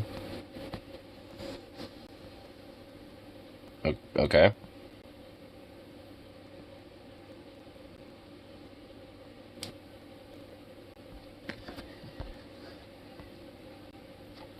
Like, okay, I'm all for well thought out grievances, but let's be honest, how many comments actually are? Yeah, not really many. I mean, honestly, it's like, sure, I guess in a way, you know, like, you know, there is a sense that you kind of formulate a little echo chamber with something like that, I guess. I mean, to a degree, you know, like, I think, you know, a little bit of, you know, like, grievance or, like, you know, a little conflict in a sense, like, you know, with disagreement or whatever the fuck. I mean, I think a little bit that's fine, but obviously, you know, for someone in her position, I would assume that it's not like that. It's not like, you know, some random bread tuber or some shit. It's not like, you know, if it's not like the same situation if, like, Vosh or some shit had, like, a whole team of people that do that. I mean, maybe he does. I have no idea. I doubt it. But, you know, nonetheless, it's just like, you know, depending on, you know, the circumstances, I imagine it's probably just totally fine. And even then, it's, so what? Who cares? I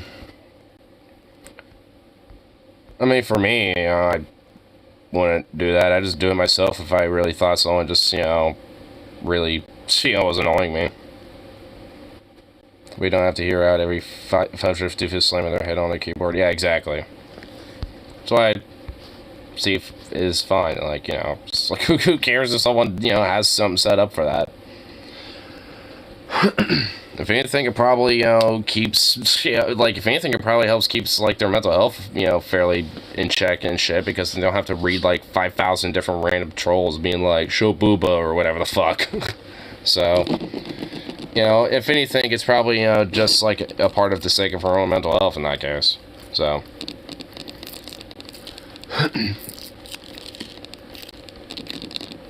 Because I'm guessing there's, like, a bunch of people, you know, like, freaking the fuck out over her having that. Which, if that's the case, then maybe it says more about the people freaking the fuck out over it more so than not. Because, like, if it's like, what?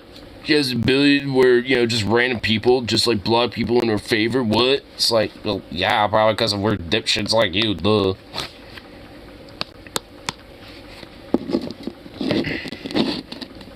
So reply to me saying you got a rare Dragon Ball Z fan W. I responded, thanks, I think.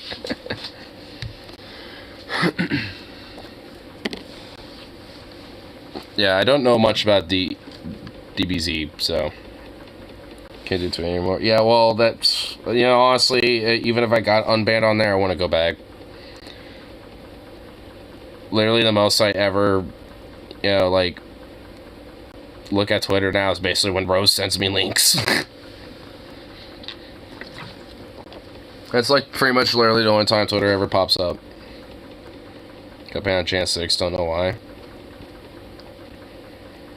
Why were you banned on the 6th?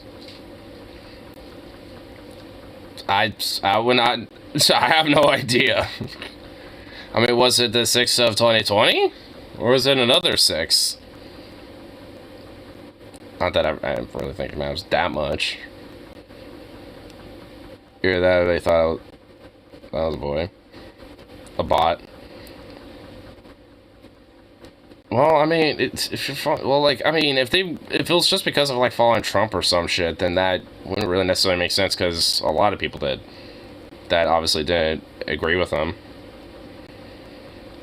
The very day when Trump was banned. Probably both. Yeah, it could probably have been both. I mean, Twitter's algorithm's never known to be very consistent, especially now, at this point. Well, I guess it's consistent in one way. That it's just very heavily bent towards Musk's fucking ego. Coincidence? We think not. Have some of my favorite musicians following me respond to my shit. Had buddies on there. Yeah, I did too. So, I mean, there was like a few people I was following and shit, and yeah. I mean, there's like a sense of, you know, kind of missing it, but I have a feeling even if I did go back, there's like kind of a strong sense that I feel like some of the people I normally would follow probably wouldn't be there anymore. I know for sure, at least for some. Like TJ ain't on there anymore. Paul basically doesn't use it anymore. And I'm sure there's like been a different, exodus of other fucking weirdos.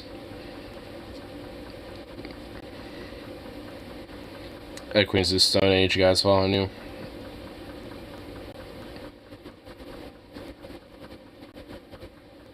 TJ is, but he uses it sparingly.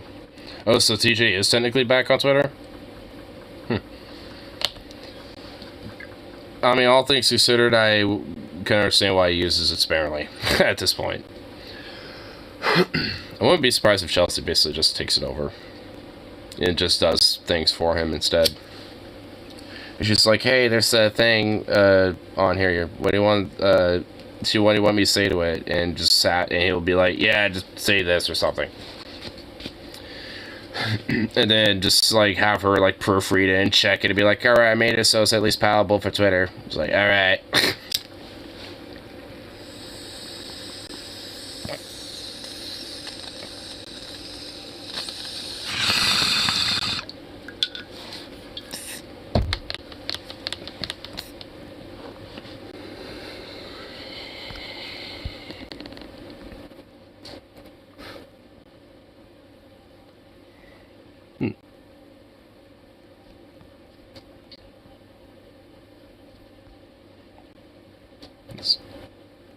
This coverage is disgusting. What is this? What is this here? Oh God! I just why am I clicking on a Ben Shapiro thingamabob? As long as it doesn't give Daily Wire views, I don't care. Case continues apace. The Wall Street Journal reports that 3 Memphis, Tennessee emergency medical technicians were fired on Monday. 2 additional police officers have been relieved from duty as officials continue investigations into... Oh, God. It's about the... Oh, great. The death of Tyree Nichols. The 3 EMTs were let go after an internal investigation into their actions at the scene of Nichols' January 7th encounter with police following a traffic stop. According to the Memphis Fire Department, the review showed they failed to conduct an adequate patient assessment of Mr. Nichols. I'm just going to give you a trigger warning. It's the first day of Black History Month, and Ben Shapiro knows that, okay? He's going to get probably extra racist with it, more racist than he usually is, which is impressive because he's always so fucking racist. You know my man is going to go extra hard today. Who have now been fired. Oh, boy. Force are 2 of them are black, 1 of them is white, because race is the only concern for our media, apparently. Okay. Wow, okay, we're off to a great... Yep, already starting off. Blip, blip, blip. Officer Hemphill, who participated in the initial traffic stop and the use of a taser, will remain on administrative leave pending the outcome of the investigation. The use of the taser, by the way, is not obviously the problem with regard to the Tyree Nichols situation. We watched the tape yesterday on the show, and we talked about the fact that Tyree Nichols fled on foot as he was leaving. They attempted to take... If you don't... Oh, my God. It's just like... Oh, here, the fact that, the taser he used wasn't a problem. It's that he fled on foot.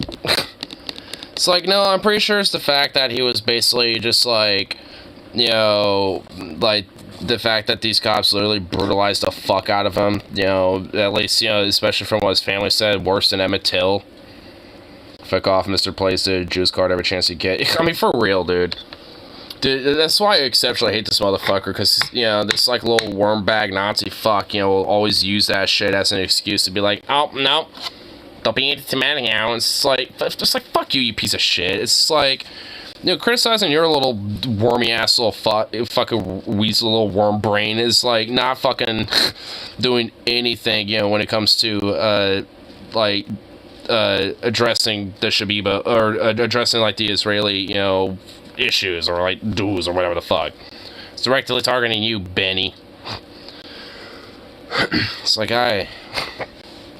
fact that even the fucking police chief said that this was not... But then you'll always, cry about how, like, everything's about race and shit, then always play his little card of, like, oh, don't use race. Warranted traffic stop. You are literally the worst person on the planet. Oh my God, he's already doing it. How do you mention that he fled on foot after you said... No, he has to mention it. So... Again, this is. So why do you think running says so? It's not just 5 6 that's supposed to be want to be able to catch him, skip some fucking donuts and burgers and do some cardio. I mean, no shit. I mean, and also it's just like, I don't know, maybe like just like wait for that dude to stop running and just like catch up to him. Because eventually that guy's gonna get tired out at some point, right? So it's just like, I mean, shit.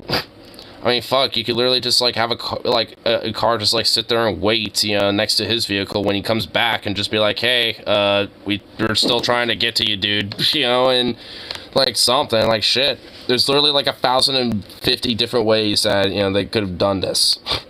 Legal reaction to what appears to be an egregious. He didn't magically start running on foot, dude. He got yoinked out of his car for no reason. They literally did not tell him what was going on while beating the shit out of him. Oh my god. That's insane. Situation. The Memphis Fire Department said on Monday its investigation showed that the 3 fired EMTs found Nichols handcuffed on the ground and leaning against a police vehicle. Apparently, the department said that they violated numerous That's putting it very lightly. protocols and policies. Unclear exactly what they were supposed to do at that point, or what medical action would have been necessary in order to save Nichols, or whether that would have actually materialized in any sort of change. What?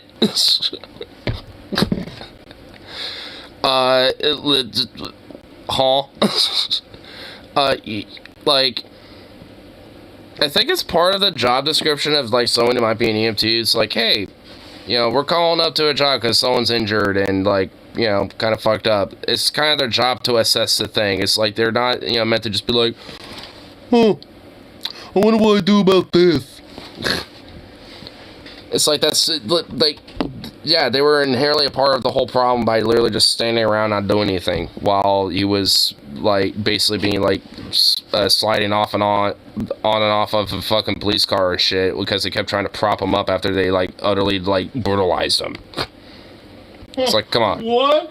Bro, he's literally, oh my god. Does he think Tyree Nichols is Palestinian? Is that what he thinks is going on here? Because he literally is talking about it like the IDF. You know what I mean? Like when he talks about the IDF and like Palestinians, that energy is coming out of him right now. He said, what warrants medical action by medical professionals? How could they have saved this man? That's crazy. Did die at the hospital of internal injuries, is my understanding. In any case, the media continue on their dual narratives of 1, police are bad, and 2, this is all about... Because they are bad.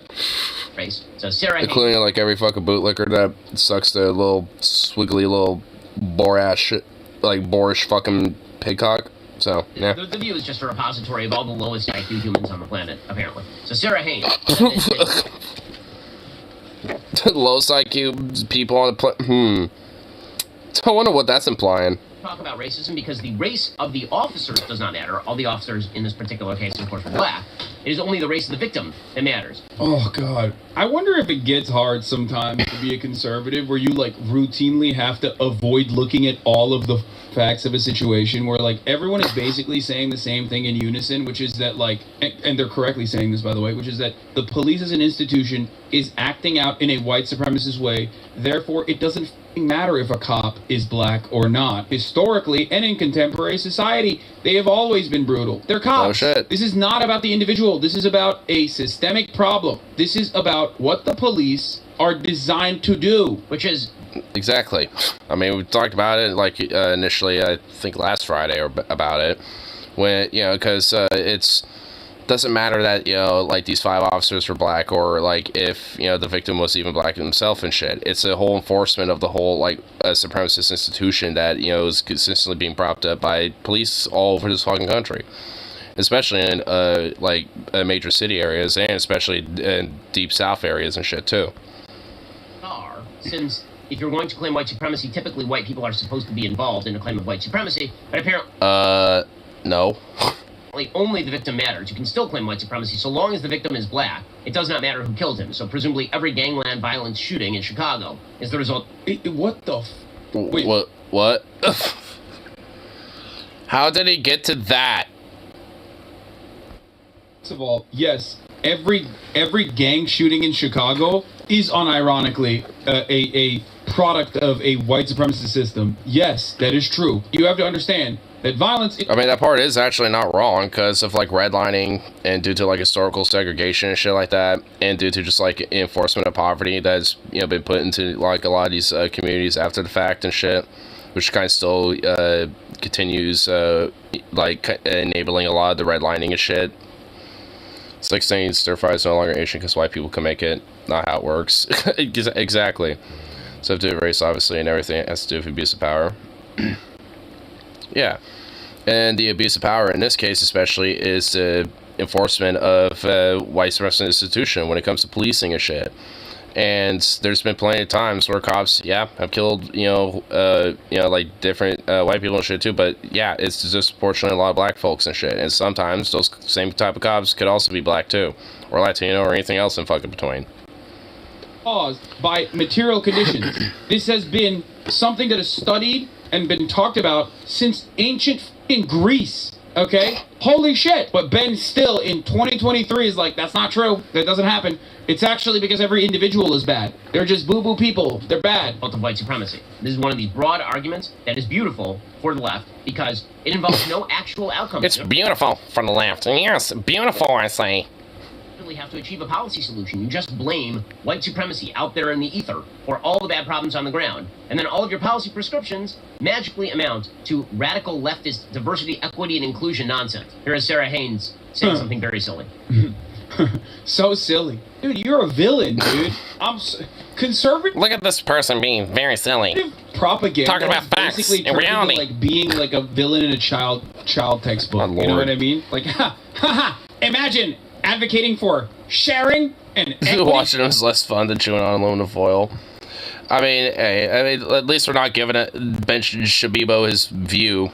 At least we're kind of having it like partially, digestible. At least there's that. Laughable notion. Why do we never like stop to be like, dude, what are you saying? Like, that seems insane to say. Why don't you feel uncomfortable just openly stating that you're a bad person? Part of police... I remember when adults back in 2020 being like, well, actually, police brutalize white people more. Then it's like, I don't understand why you think that would make me hate cops less. I mean, honestly, for real. It's just like, well, they brutalize white people. It's like, and that's supposed to change my opinion about cops, how? It's like, they're still pieces of shit then. Like, okay. Over the years for all these cameras, dash cameras, body cameras, and there is such a casualness to this aggression. And I did watch it because I think, people say it was too hard to watch or I couldn't watch it, and I thought that's the least we can do, to watch what is going, because I think people have to see it sometimes to maybe be one. I think there's a lot of people that do realize this is never acceptable, not okay. I think the fact that it was black officers shows it doesn't matter the color of the cop, it's the victim. It's the victim. It's the victim. And meanwhile, Whoopi Goldberg. I mean, yeah. I mean, she's not entirely wrong with that. Yeah, what's wrong with her take?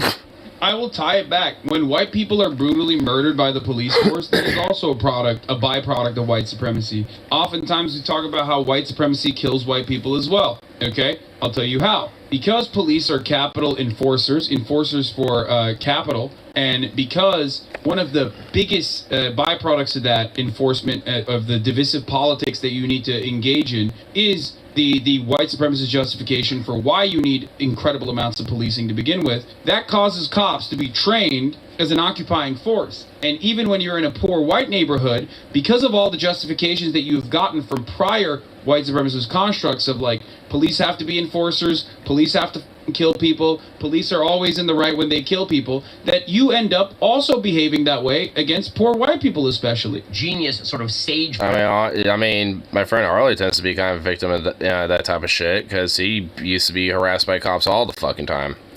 I guess luckily not so much anymore. But, I mean, when he was, like, even more exceptionally poor and, like, kind of off and on for being homeless and shit like that, I mean, yeah, like, cops would fuck around with him all the time and shit. Like, then there was times where they would pull fucking guns on him and shit, too. And, so there's been times where even he's kind of skirted, death by these fucking hogs and shit. Just because of a lot of the same, enforcement of the institutional shit, that gets propped up by by the same system, regardless of, the, color of the victim or the cop. On the view. Like, I'm not saying that maybe white people need to get beaten up for police reform to happen, but maybe white people need to get beaten up for police reform to happen. So first of all, this is unbelievably stupid. We've seen many, many cases of police brutality. Oh my god. against white people. In fact, some of those cases are significantly. And this is supposed to change our our fucking like opinions and the facts about the cops. How, Ben? Because they don't. What we saw with Tyree, and that one case that I mentioned the other day of a white man killed by the police in a hotel is the Daniel Shaver killing of 2006. Huh, interesting. Oh, curious. Wow, I remember that one too. Has he ever mouthed off to them? Probably not. Harley? Oh, yeah. Oh, him? Yeah, yeah. He definitely has. But I love how, like, Ben's gonna mention the whole Daniel Shaver thing, but it's just like, and I've mentioned it too before with that case, and it's just like, yeah, that's also another indictment of the whole fucking enforcement of this institution of the police and shit. You know, because, like, because overall, I mean, the cop, especially the one who shot and killed him and stuff, had his AR ingrained with "you're fucked" on it. So, like, I mean, he was an outright enforcer of this type of shit. And it's an indictment of, you know, the enforcement of this, you know, like, system and institution of, you know, fucking policing in this country. Ben. It's the funniest thing he said. Can't really remember off the top of my head.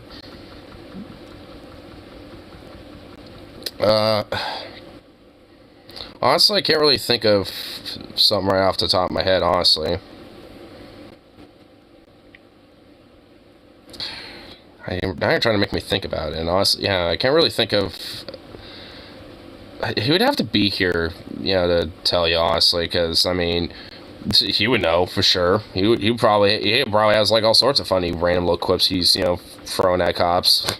Few instances where Ben Shapiro is talking about Daniel Shaver. I didn't even know he was going to talk about it, but because it's always on the top of my mind as a particularly brutal instance of police brutality and police violence, I can maybe explain it a little bit further, even though I just predicted that he was going to say it, I guess, and openly mentioned it. The reason why that piece of shit cop got away with executing Daniel Shaver in broad daylight, brutally, after making him comply to his list of demands and then still murdering him regardless. The reason why he was able to get away with it is because police are seen as brutal enforcers. Oftentimes, the justification for that brutal enforcement is because they're brutally enforcing bad people. Substitute bad with black and you'll understand exactly what justification cops have to behave the way that they do, which then ends up oftentimes killing white people as well. That's it. That's how cops also, that's how white people are sometimes victims of white supremacy in the hands of the police. The reason why that is such a...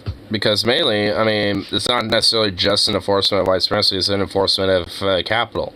So if you happen to be impoverished and one of the more, like, you know, dirtier, like, you know, impoverished, like, underling citizens and shit, then you're kind of basically no better than one of the, you know, the other, like, bad criminal elements that they're trying to enforce with the whole white supremacist element of it, too. I mean, it's kind of a two-handed thing, basically. In some places and some departments and shit will enforce one more so than the other, but nonetheless, they all enforce the same shit. A powerful motivator is because people are conditioned into thinking and believing that from the jump. Every aspect of our society is designed this way. Our education is designed this way. Okay, it reinforces that narrative, and that's a very powerful motivator for people. They're like, "Oh man, I am terrified of this." That's why. Like, gotcha. Like, for example, like for my local police around here, not Portland Police Bureau, but for mine here, in my town, they're more of capital enforcers. You know, more so than, like, white supremacists, you know, like, institutionalization enforcers and shit. Like, that would probably go more so to the PPB and to the sheriff's department. So, that basically just kind of lets our local police department have a little bit more of a hands-off approach of shit like that. At least not as much hands-on, you know, approach to it. To fund the cops instead of funding the social programs. That's why we need to fund the cops instead of funding the education system in underprivileged neighborhoods. That's why we need to separate through, invisible ways of redlining through the finance. That's why we need to make sure we also have, like, you know, 5 or 6 cop cars, you know, show up whenever, you know, they get called up to our store, you know, to deal with a petty theft of, like, $20 worth of fucking shit. System through the private sector, where black people live and white people live. That's why we need to stay away from black people. And that only reinforces that animosity, as you are otherizing a group of individuals that you rarely ever contact, that you rarely ever see as human beings, and then you end up only seeing black people in television and media, and the way that they portray black people in television and media is oftentimes, again, reinforcing those stereotypes, violent predators, right? And when you are a captive audience to that kind of propaganda, they can justify anything. Significantly worse than what we saw with Tyree Nichols. I mean, Tyree Nichols is really, really, really bad. Daniel Shaver is literally on the ground trying to comply with officers' orders, and they just murder him. This notion that white people have never been the victims of police violence is absolute bullcrap. It is not true in the slightest. No one has ever said that. Yeah, like what? No one's ever said that, Ben. My friends, is a straw man. That is known as a straw man. That's what Ben Shapiro is saying. No one has said this, so I'm just going to make up a guy. The lady that is criticizing did not say this. No one is saying this. Just Ben saying it. But here's what... This is the same I exact... honestly hate the fact that Ben Shapiro's trying to grow fucking facial hair. I mean, look at him. He's got like weird fuzz over his face. Republicans do all the fucking time. Whoopi Goldberg, because, again, everything for Whoopi, just a reminder, Whoopi Goldberg believes that everything in life is racist except Hitler. That is an actual thing that Whoopi... What? It's like, what? It's like, what? Huh? Is said, because she believes that... That seems like a little bit of an uncharitable assessment of what Whoopi Goldberg has ever said. When Hitler went after the Jews are white, so it was white-on-white crime, so it wasn't racism. And here's genius Whoopi Goldberg. Even though Whoopi Goldberg is not exactly, she's not exactly the best person for this kind of analysis, I'll be honest with you. When will the brutality finally lead to some police reform from the ground up? Because clearly, it doesn't matter if it's a white policeman or a black policeman, it is a... She said something along those lines. I remember I covered it. It was a bad take. It was a really bad take. She said a lot of dumb shit. I remember she definitely has some stupid takes about the Holocaust or some shit, but I do not think she was saying that, like, oh, Hitler didn't do, like, no wrong or whatever the fuck. Like, it's like, I mean, it just kind of shows, it's kind of been, like, slightly indirectly kind of playing, like, oh, yep, see, she's anti-Semite and thinks Hitler's amazing. See? She's anti-Semite. It's like, I mean, yeah, she had some shitty takes, and honestly, that are really fucking dumb. But, I mean, I don't necessarily think she's, like, you know, in line with, like, you know, fucking, like, Richard Spencer types, you know what I mean? It's just, like, that just seems really fucking dumb. Her very long career. Don't misunderstand me. I'm not here to defend Whoopi Goldberg. I don't give a fuck. Problem in the police, in the policing itself, you know. Seems things don't seem to make sense to people unless it... Yeah, Ted Danson was dating Whoopi Goldberg, and for, like, her birthday, he did stand-up in blackface. I do remember that. Somebody they can feel or they can recognize. But how many times do we have to... Do we need to see white people also get beaten before anybody will do anything? Again, white people get beaten pretty regularly by the cops. The rate of people...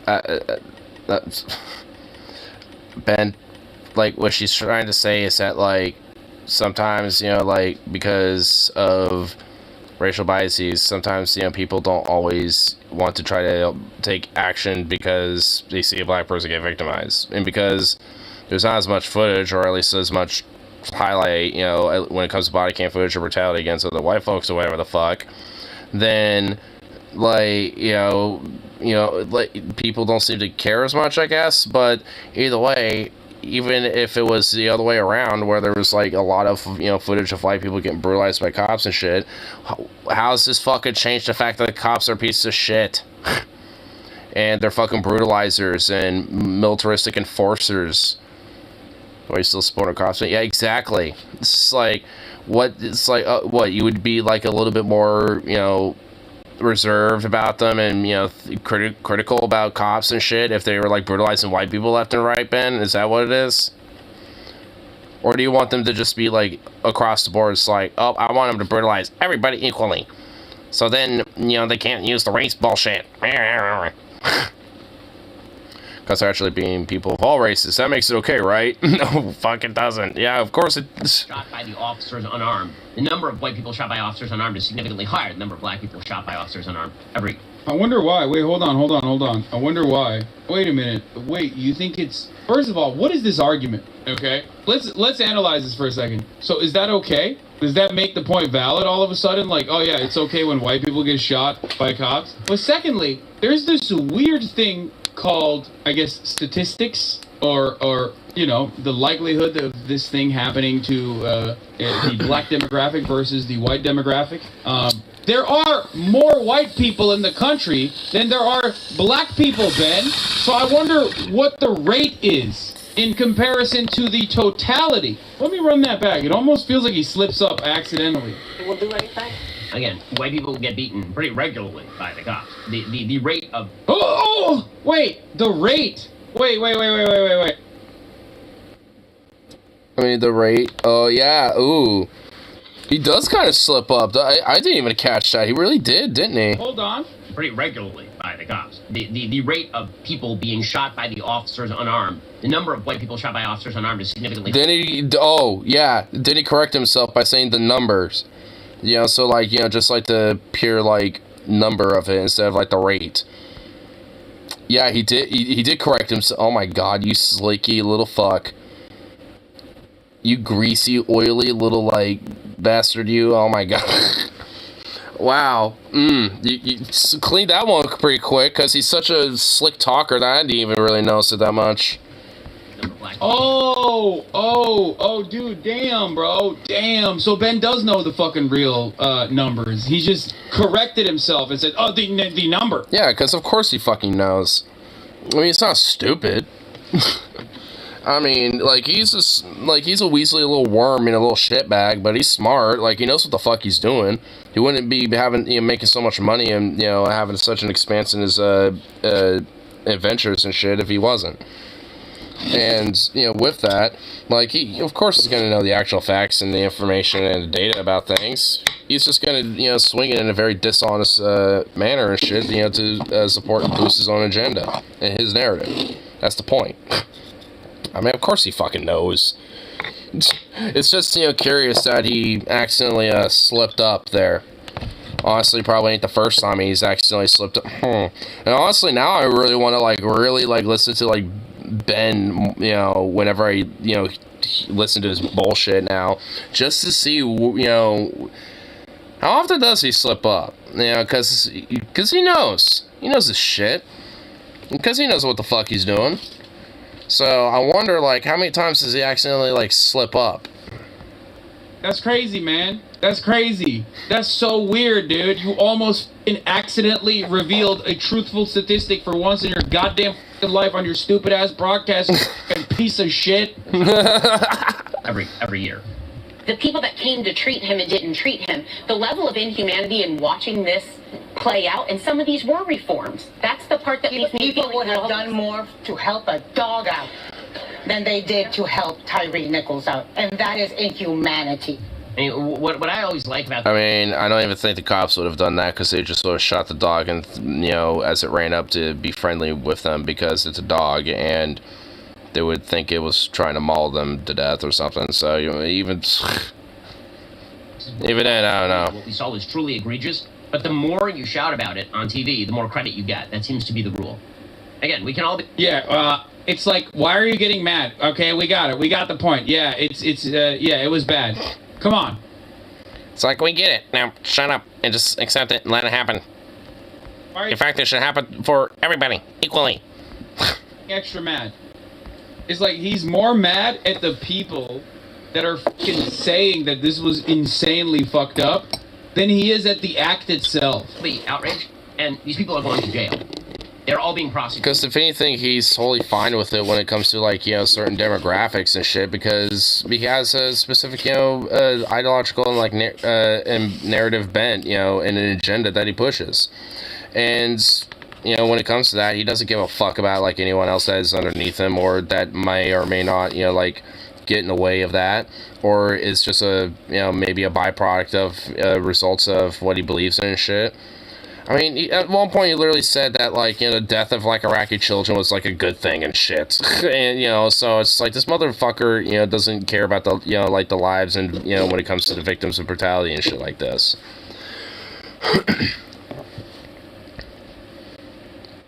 We're fucking tough. No scares us, literally the friendliest dog you've ever seen. It's us or him. I mean, for real. That's why, honestly, I wouldn't let Zukop be, like, 10 feet near a cop. If I was walking my dog in a store and for some reason the cops happened to be there for whatever fucking reason, I would avoid them like outright, like the fucking plague. I don't want my dog near him. I don't want him thinking that like just because he walks up to him that they're about to fucking, you know, like whack him or some shit. Ugh. Fuck that. Because at that point, I don't even know if I'll be able to contain myself.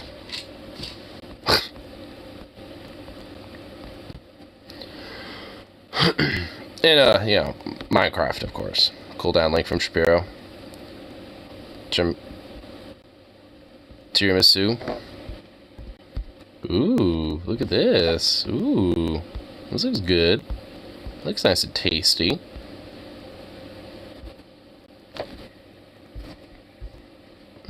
Mmm. Is that the one from earlier too? Oh, it was. Mmm. Yeah, it looks good.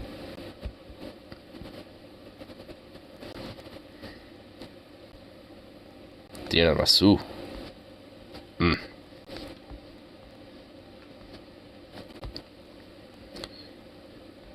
Here.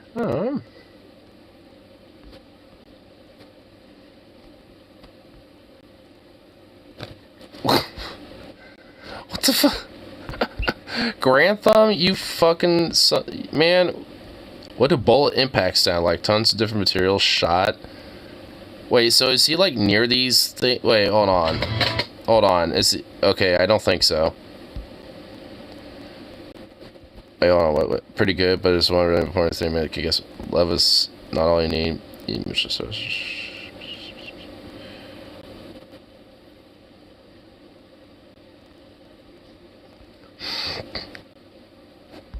One really important thing you need is respect for trust boundaries. Need space to grow and accept just what I do. You need people to show.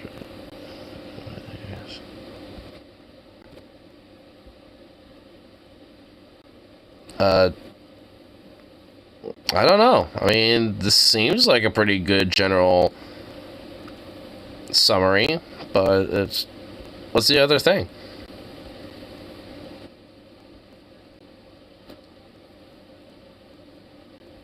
That's because, money. You know, fair, you know what? Fair enough, yeah.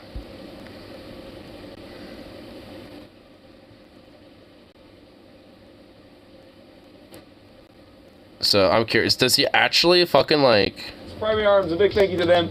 And of course, all ammunition in today's video is provided by AAC material at a ballistic strike.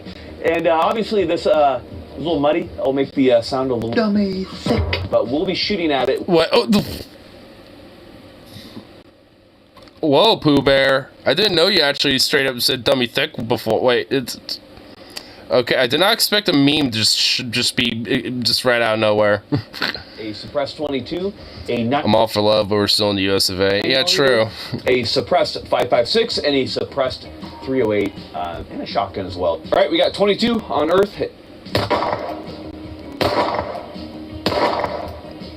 We don't get to hear it yet.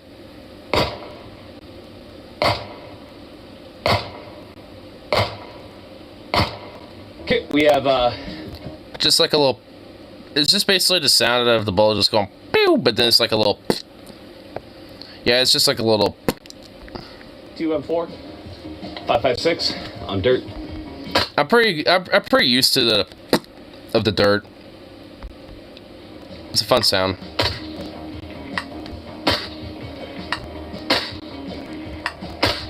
I honestly thought they were going to be like right next to this shit for some reason, honestly. The way they had the thumbnails. Ooh, soft cracks. I mean, honestly, with the mud and dirt, you basically are just hearing the bullet more so than the actual, like, little blaps of the dirt. FR762A1 and 308. Jesus Christ, what fucking shit do you got on top of that fucking thing? Oh my god. Hold on. FR762A1. The fuck do you got going on? What the hell's going on there? Is that like... Okay, I think that's just a GoPro camera. Okay. I was about to be like, what the fuck type of like optic is that? I'm just like, what type of shit needs like an optic on the optic?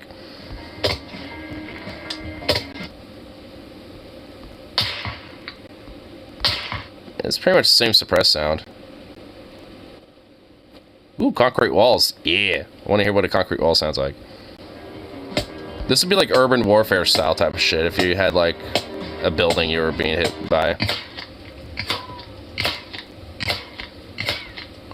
Whoa, that is quiet.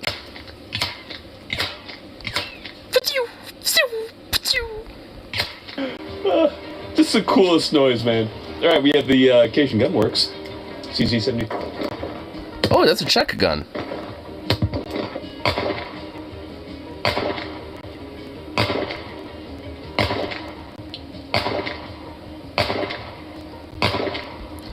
It's definitely like a... like more of a slap. Kind of more slappy. Instead of like a little plat, it's more slappy. I want to hear some of the more bigger bullets.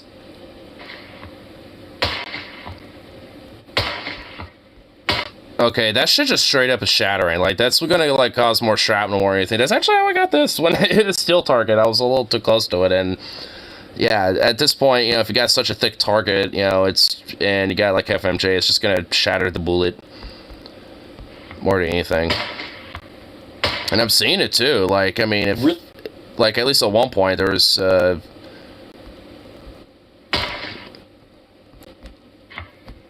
see if I can pause it. Yeah, I mean, I can't really tell, but I could kind of see a little bit of specks that just, like, popped out, you know, right when that happened. Really interesting. And that would be the shrapnel. 22, we heard the zip. It's a small round, it's a light round. We could hear it ricochet off. The round's not splintering, it's just, the entire round is just zipping right off. Micah, you could hear it. It sounded cool. The 9mm, we're at a pretty far distance for a pistol, you know, about 70, 90-ish, and you're not gonna... you could. What we heard there is pretty indicative, which is the report with the debris falling, because the report's obviously going to be quite loud since it's a close weapon. Now, the rifle was really cool. So we actually hiked quite a distance away. So we were at a solid 450 over there. Those 5.56 and 3 way out there were still supersonic. And you could see when they hit at an angle, the how they're scoring. Come take a look at this right here. You can see how it splintered out and it sheared it off. Huh. This also kind of gets an idea about, like, you know, what, like, an aftermath will look like if, you know, it's like, oh shit, you know, it's like, there was like someone might have shot something here or something, you know what I mean? There's kind of shows in a little bit of a way. It's very, like, jagged. It actually kind of looks like a little crater. And this concrete looks like wood, almost. And again, realistic, you're going to be hearing that supersonic crack more so than you're going to be hearing the report of the wall being impacted. So a lot of good lessons learned, and I think it's time now. We're going to go ahead and we're going to try out some wood. All right, we got 20 wood. Oh my god.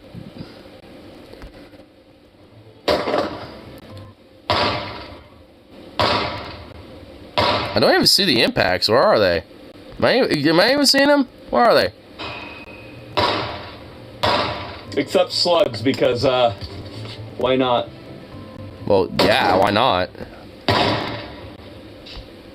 Yeah, I'm not saying... is the camera just not pointed at the... You're misangling at the camera here, bro. Or is this on the other side of it? Should we try rifles from here? Yeah, let's do it. Okay.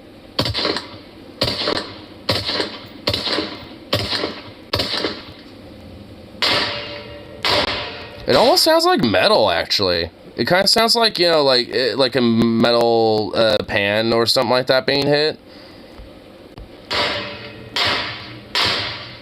Yeah, it does almost sound like metallic. It just full on metallic. It doesn't sound like wood being, like, cracked or anything. It just sounds like a... Doing. He really hates walls. I bet a wall killed his family, kidnapped his pet rabbit. Probably. 308. You're just not going to be able to hear. Oh my good lord, look at that bad boy. This close with a 308. I don't want to. Bad day.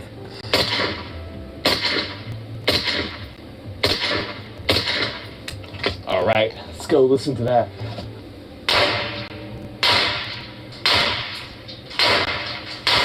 Well, that's definitely shattering the wood. I'm hearing a lot of splintering.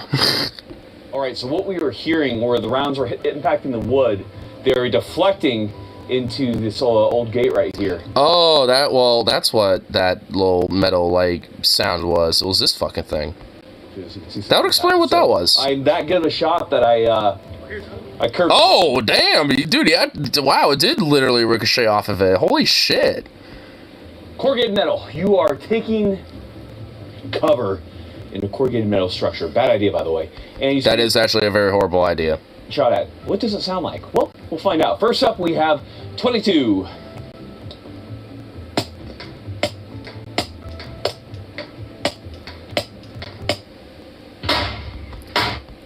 Oh, wow. Yeah, see, I'm seeing the holes already. This is 22. See, never stand behind this as cover.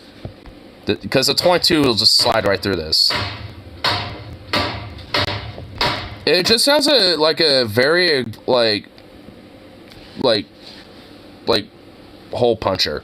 A very aggressive hole puncher. Next up, 9mm.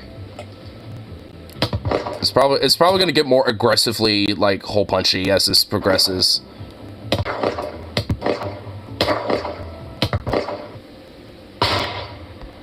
Yep, I was right. It actually sounds more like a mixture of a very aggressive hole puncher and a poppet.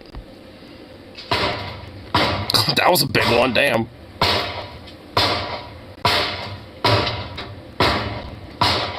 Now we have 223.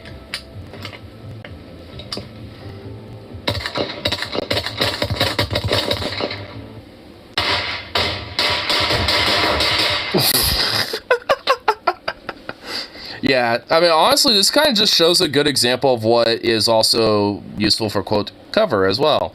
This shit, horrible idea. Wood is literally better than this, if you notice. Like, I mean, if obviously enough of it being shot at will destroy it, but way better than corrugated metal, because, like, this is a 22 for this fucking thing. It's horrible. The worst day of all, 308. 308? Holy shit, these are tiny little holes. This actually sounds more like the 22, where it's just a very soft, aggressive hole punch. And a tiny little smack.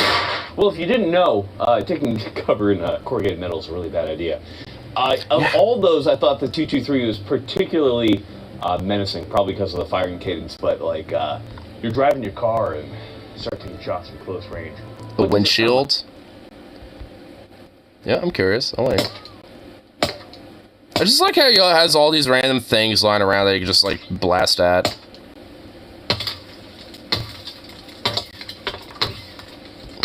Occasion gun works. 9mm. It kind of sounds like someone just smashing ice on windshield.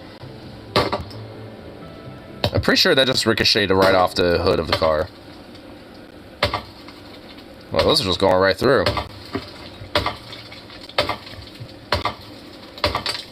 This actually sounds more like an aggressive hole puncher more than previously. And it just also has the extra sound of glass shattering everywhere on top of this. Would you think to use another windshield at this point? I think you've just obliterated this one, sir.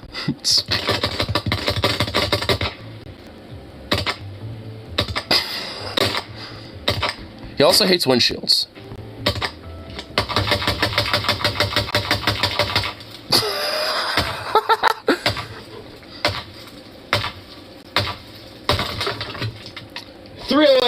That was an explosive last round. Damn, I love it, dude. I love how he's just like obliterating the windshield. I love the kind of the shattery sound it makes, though, in a weird way.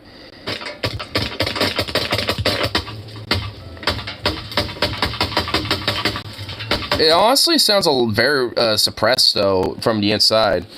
What did the car ever do to you, lol? Well, I mean, the whole idea, I mean, he's actually doing, like, a little, quote, science vid of, like, what the impacts, of bullets would sound like, with different materials. I mean, it's a science vid. I mean, it's what he's doing mainly, in a way. But have fun with it. Well, I hope you guys really enjoyed the video. I think there's I did.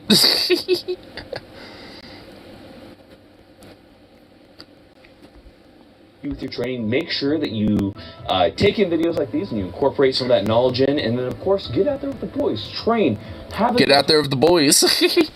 I mean, honestly, there ain't nothing, that ain't a bad idea, honestly.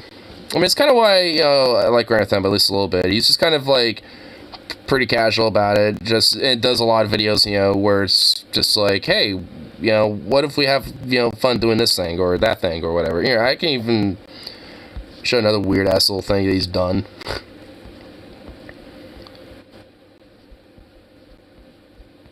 Oh, he was like, it's a muddy pistol test. Situation. Like, what happens if your pistol gets all muddy and shit? We have the CC75B right here. CC75B. Just without the mud. Safety on. Oh. Oh, it's in my eye. Did you get any? Oh, he got it in his eye. Oh. Oh, that's herpes right there, dude. See, this is why I kind of like this dude a little bit.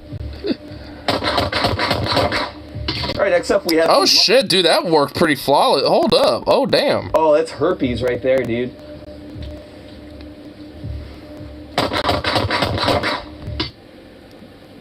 Okay, CC75, if it gets all muddy, it works just fine. Alright. Alright, next up we have the Mark III Browning High Power right here.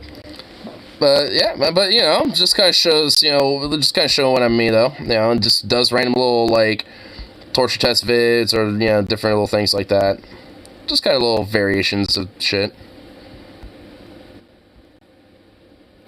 How far is 22 lethal? Is another little random video he's done where he has like a not gigantic, but like different little like gel torsos that set up in different ranges. And just seeing how far would a 22, in a sense, technically be lethal at that point. Because honestly, at a certain range, like, I guess depending on where you got hit, but, like, at a certain range, if, like, you got hit in the arm, if, like, 300 yards 22, it's gonna hurt, and, yeah, it may go through you, maybe, yeah. But, I mean, it's not gonna, like, outright penetrate or anything like that, because it's just so far away. It's such a slight round. I mean, again, it's going to hurt, and you're not going to like it. It doesn't mean don't try that, obviously. Never do that. But still, it's, like, at a certain distance, it just loses so much velocity and power that it's more of, like, getting peppered with it. Like, if you had, like with the jackets I have on, if I was, like, 300 yards away, someone tried to get me with a 10-22 and got my jacket, like, especially with this leather, like, if anything, this actually act like an armor and maybe go in the jacket, but it'll stop there.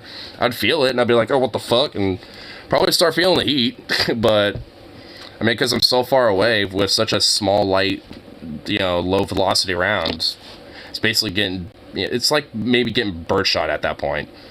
And also, don't do that either, that'd be very horrible. But you would also get really heavily peppered. And actually, Grand Thumb has done a little test video about that, like which, like how far would the birdshot, and like different types of shotgun shells would, technically be lethal. And at 50 yards, birdshot will maybe go for a shirt. Maybe. So, and it would pepper you, and it will probably stick to you like a BB that's really high velocity because someone's an asshole. But it will still hurt and also probably burn a little bit. So you still don't want that. It would still suck.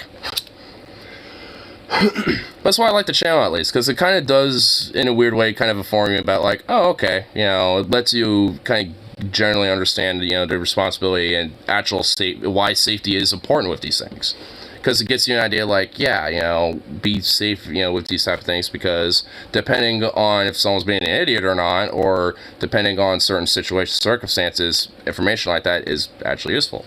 Because you got some dipshit, maybe like, at the firing range on the other side of the range or some shit, fucking around for 22 or something like that, and accidentally discharges it, and hits you all the way on the other side, the range of shit. I mean, at least it's a little assurance that, like, alright, I might not totally be absolutely fucked. Still a shitty day, but, you'll live to walk away from that, be relatively okay.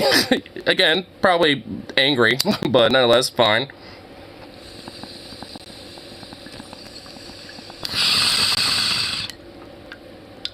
still need to get, you know, a doctor's visit. Very likely. Actually, absolutely likely.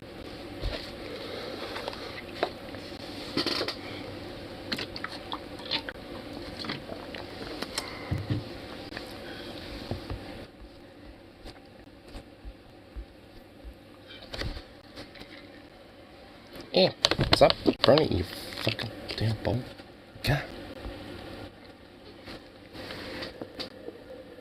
Have you not moved at all since I last looked at you? And that dog is a sleepy boy. Sleepy, sleepy little boy.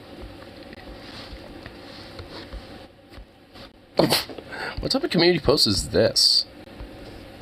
Are convertible cars not masculine? Wow. Where's the who cares option?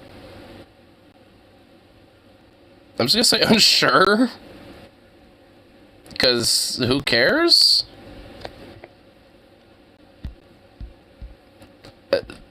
I don't know. I guess in a... Why does YouTube recommend me such weird polls sometimes?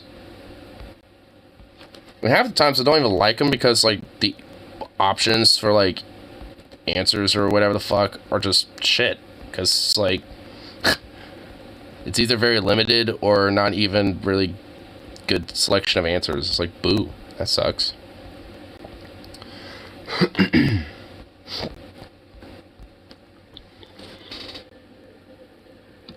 That dog is totally knocked out. No cars masculine. You want to go to the store, tame a herd of oxen, and have them pull your chariot like a real man. Damn right. See, that's masculine right there. Get a bunch of oxens together and just be like, all right, let me just. And also, you have to build your own chariot. You can't just like buy one or something. You have to like just construct that yourself, and then just like from there, like tame and herd those ox yourself. And then, yeah, just go from there. You have to do everything, by hand and create everything yourself and find those ox in the wild and tame them. Like, you can't just, like, go for some weak-ass process and use money and all that shit. You have to do it all yourself.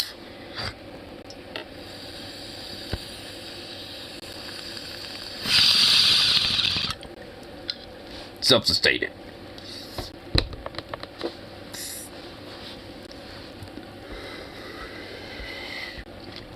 I mean, at the very least, you're going to need, the money to go to grocery stores, so might as well self-sustain and save a little money and build everything else yourself and tame the ox yourself.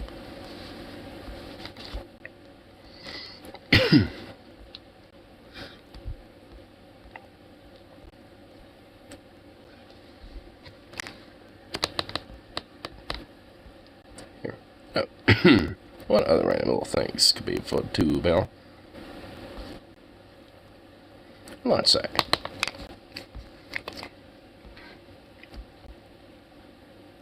I shoved the car in my...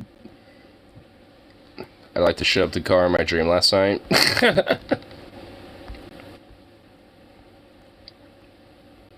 What was up with the car in your dream?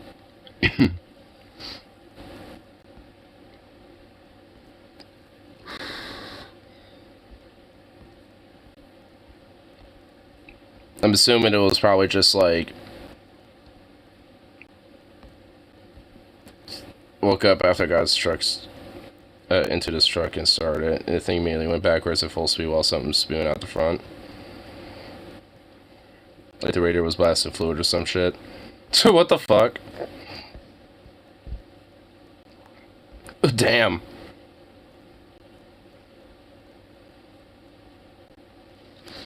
I ended up going sideways and ended up crashing into some trees. Damn. And woke up. What the fuck? Shit. Yeah, honestly, yeah, I'd like to, yeah, before I woken up, I would have been like, you son of a bitch, just materialized like an RPG on my jacket, like in Grand Theft Auto, and just like, and to just wake up from the blast, just like ragdolling me backwards, like 50 feet. So anyone ever had dreams where they are in a moving car with no driver? Honestly, I don't remember any right off the top of my head, but I do feel like I've had those dreams before.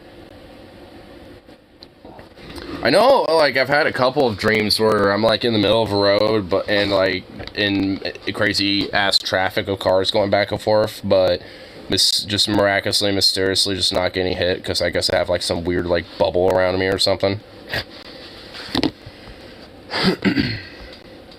Dreams are just fucking weird. Because, just, like... On one hand, there is, like, a sense of, like, laws of physics that, you know, go into it, but it just, but at the same time, it's just like, no. What is physics? What is that? What is logic? It's like, there's, like, a base sense, it's so weird, because there's, like, a base sense of there being, like a grounded logic, and we just accept it for what it is, but it's just not based in any actual, like, rational reality. It's just brain dream logic. Well, I guess that's what it is. It's just dream logic. As I was in school, I was super long, and I kept going from room to room looking for my vape, and at one point I saw some teaching kids to swim in a pool, and she fell over in the water. What the fuck? You know what kind of dreams are fuck shit? When you dream someone else has superpowers, but you don't, made 10 times worse when you realize your dream, but you can't give yourself powers. That's weird. You'd think it'd be the other way around. Dreams be weird, yo. Yeah, dude, dreams do truly be weird.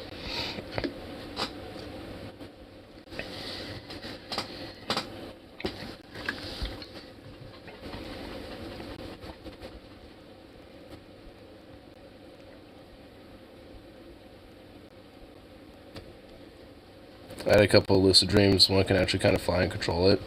Well, see, I want to definitely get some lucid dreams going on and shit. You know, honestly, I bet if I just had a hardcore tolerance break for a minute, dead ass, I probably would have some hardcore lucid dreams. Yeah, I should probably try that. Ah, man, but with... but how I have to deal with work, man, oh my god, I don't know if I could. Honestly, I'm just gonna be honest, like, how I kind of stay sane at work is straight up weed. If not, I would probably be a lot more of a temperamental fuck. Takes a few days to come back for me. Yeah. I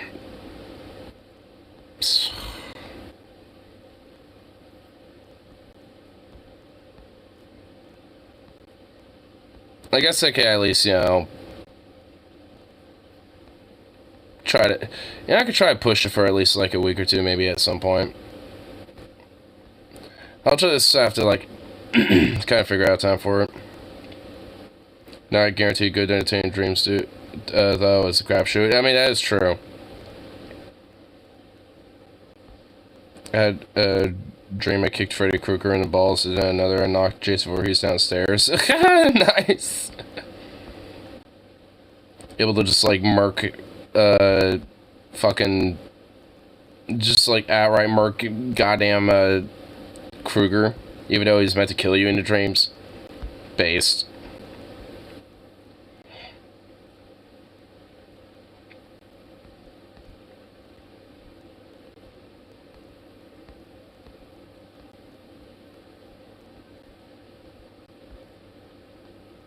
Dish out justice to Dreamland. Fuck yeah. Wasn't that his realm anyway? Yeah, it was. Like, Freddy Krueger's realm was in Dream World, where he had total control, and that's how he would kill you. Oh my goodness. Speaking of dreams, look at this little fluffy wolf boy. And Zukov pretty much looks like the exact same position. Zukov literally looks like this right now. Little wolf boy, look at this little fluffy. So cute. Oh my goodness, look at that. Look at that little fluffy. So cute.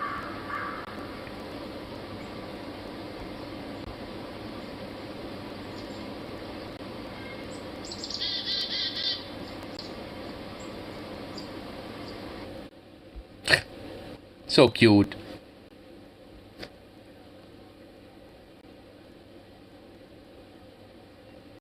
For those who understand, ravens often make noise to attract wolves to a carcass, so you can tear it open and leave the remains room. Oh shit, Zukov. Oh shit. Hey, buddy. Hey. What are you growling about?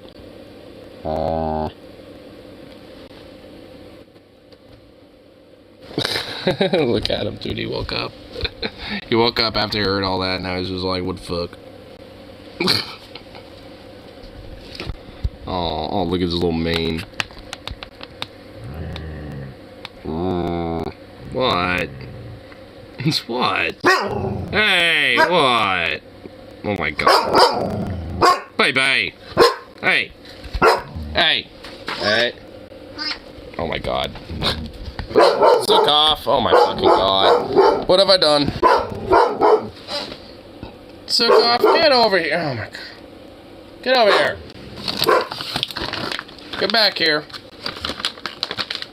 Get back here. This way.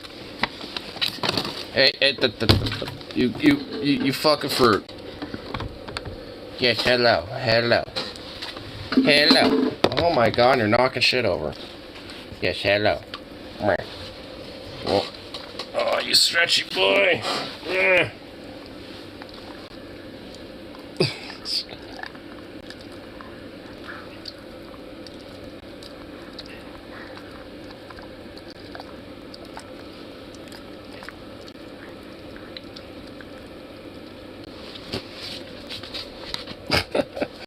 Goober.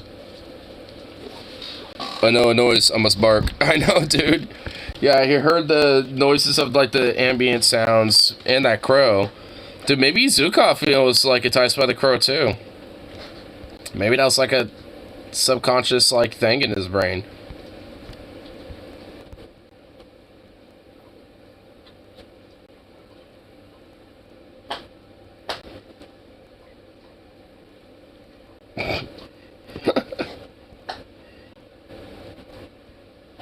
My goodness, what a goofy little dog. It's just so shilly. And I love how the little wolf literally has like just a bowl of snow just to sleep in. That's pretty cute. I also found out like Malamutes and Huskies will actually like bury themselves in snow because like the snow actually like insulates them even more, so they actually stay warmer if they're buried in snow. Which actually makes sense. I mean it's like Inuits did that with like igloos, and well, not just them too, but I mean that's what a lot of people do with igloos and shit. It's like because that's actually in a weird way helps insulate more heat, which you think wouldn't make sense, because like if the inside it has, you know, heat, you would think it would slowly melt the interior outward, but their hair will insulate the snow from melting. Yeah, smart doggos, they really are. It's the coolest thing I've done in a dream. At least the one that I know I kind of remember pretty distinctly, because I kind of think it was like a follow-up to another dream that I've told before. Because I told about, like, the dream where I kind of had, like, a crazy-ass situation where, you know, like, when I was in Texas the first time back in, like, 2018 or whatever, where I had, like, some alien drop shit or some shit, you know, come dropping down, and you can have dream sequels. I don't know, I think it was, I mean, I feel like it was, like, you know, dreaming, you know, kind of a similar situation, like, because... like, I remember, like, at least from what that's cool. I mean, and I don't know if it really was. I mean, it just kind of felt very similar because it was, like, cosmological, and at this point, because I remember it's, like, it was, like, because I remember at least how the second dream that I'm talking about was basically, like, I was cryogenically, like, frozen or some shit, and fucking, you know, like, released to basically, you know, be meant for, like, you know, a colony expansion program, you know, to go to another planet or whatever. And I was like, oh shit, fuck yeah. And part of it, from the vague details I do kind of remember from the dream, were like, because of, you know, of like a new intergalactic, like, you know, deal or some shit. So it involved like aliens and stuff. So I'm assuming like the dreams had at least some sort of maybe correlation or some shit. I don't fucking know. But you know, really, but yeah, like, and I at least remember, you know, off and on, basically, like, I would assume for, like, the speed of light, because, I mean, it was, like, kind of off and on, like, a collage, essentially, of, like, traveling for, like, nebulas, seeing different planets, galaxies, shit like that. And then fucking, you know, when I woke up was basically when one of our, like, transport pods landed, and then, like, you know how, like, when the doors open and you're in a dark environment, and then it's just sunny, and it's like, you can just get blinded and shit. That was basically that, and then when I walk out, I was just like, woof, you know, I woke up and didn't get to see the planet at all, so that sucked. So I did something cool in the dream where I was like a planetary, you know, like, settler, but I never saw the damn fucking planet, which sucked. And I've never had a follow-up with any of that, like, you know, themes in my dreams, at least in that sense. And like I said, I feel like it was kind of related because, I mean, I suppose there can be a story arc to it. I mean, with, like, you know, at least, you know, because they were relatively, you know, like, the dreams were relatively, like, you know, near each other in time, you know, because I remember that second dream I had being, like, a few months afterwards.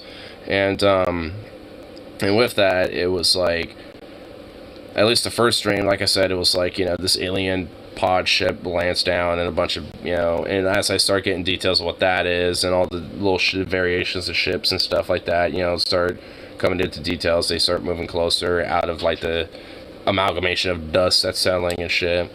You know, and with that, like, I think it's, like, you know, could be at least, you know, connected together, because, like, it wouldn't make sense if, like, you got, like, this expansionist alien fucking civilization, but then you have another one that's at war with it, and then notices that it's over here, so to help this planet, and, you know, it'll, you know, like, combat them, and then basically befriend us, and we befriend them type of shit, and form a thing or whatever. I feel like there could at least be some sort of an arc to it, to where it could actually be made into a pretty cool story now that I'm thinking about it. You know, maybe I could actually, you know, try to, like, you know, at least get the dream plot points, you know, down from what I do remember, and then just, like, fill in the rest, you know, from there. Because I know there was at least, like, at least it kind of feels like it would be, like, a little bit of correlation, but they probably weren't related to each other, but outside of the fact that there was, like, aliens, spaceships, and shit like that involved with, you know, both of them at least at some point or another, but I like to think they were at least kind of somewhat related. But again, it's dream logic, who knows, my brain was just making up a fucking dream for all, yeah, at the end of the day. Dreamed I got McFlurry and that's it. Also, fuck dreams about school or work. Dude, I get those dreams pretty frequently. More work than not. Or at least, you know, dreams that involve work or coworkers or people I have worked with before. And oh my god, even customers sometimes. I'm not even kidding. Like, at least regulars that I'm, you know, pretty cool with, at least. So it's just like, ugh.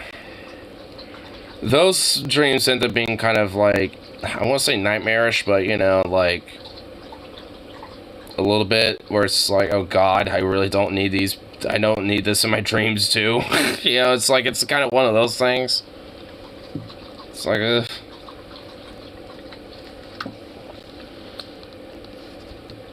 I'm so glad I'm getting paid tomorrow, because I need more tea. I want to save these for later, so I don't want to open those up.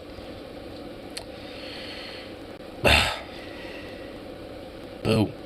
I have nothing to wash my pipes with.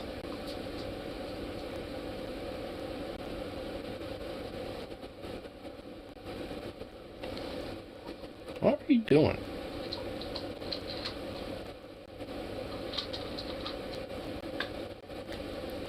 Dream about school during summer break. Alright, see back to school ads, leave me alone.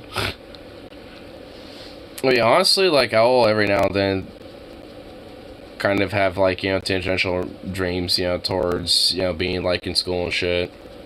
At least, you know, from what I do vaguely remember. Because I know, like, you know, one thing about, like, weed is it does kind of suppress, you know, like, a lot of elements about, like, sleep that goes into dreams and shit. At least especially remembering them. But, I mean, even for me, you know, it's like, I could kind of still, like, you know, vaguely remember some of them. You know, and I know every now and then I'll, at least more commonly than not, it'll be usually at least themed around work, or at least, you know, like I said, maybe even my coworkers, my friends, and shit like that.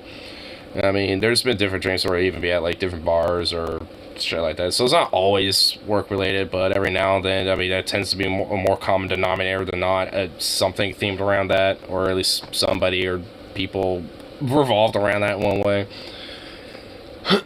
But every now and then I'll get the school one.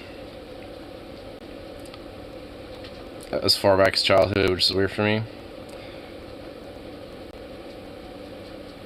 You know, there is one dream that I do remember, funny enough, that was, like, from childhood and shit. It was actually, I think, around 7th grade or whatever, maybe 8th grade or something. Because I remember, like, it's so weird because it was in front of the fucking Red Robin. Like, it was, like, in front of the Red Robin that's, like, near the mall in my area and shit. And, fucking... For some reason, we were doing basically, like, that whole, like, beat it, like, the fucking Michael Jackson, like, tying, you know, the hands together with the knives and shit, trying to, like, back and forth in the middle of the street. It's actually one of those things I was talking about from earlier, about the, like, being in the middle of the road in high traffic with cars whizzing by and shit. That was one of those dreams. And we had weird-ass bubbles between us and shit, every time I see a car go by, I'm literally trying to, like, swing him around to, like, get him, like, smacked, you know, by one of the vehicles and shit. But of course, you know, we're in, like, this weird, like, dream bubble, so nothing works. And he can't get me, and I can't get him and shit, so it's just, like, you know, it was really just, like, some weird, like, twirly-ass, like, aggressive thing. And we weren't saying anything to each other either. We were just, like, intensely staring each other down like that. And I distinctly remember in the background that fucking Red Robin and shit. Because honestly, I remember with that dream, I think it wasn't even like a few days before that, or after that dream or some shit, that we were going to Red Robin. You all have nightmares about the Yeti and those Pop-Tart commercials too? Just me? The cute, lovable Pop-Tart Yeti? The same. The evil one? Hold on. I might need a reminder. Maybe I shouldn't remind myself, but I'm doing it. Pop-Tart Yeti.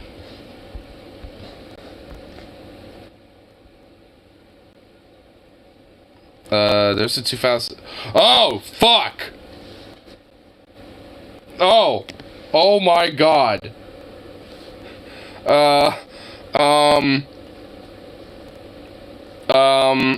That's not lovable.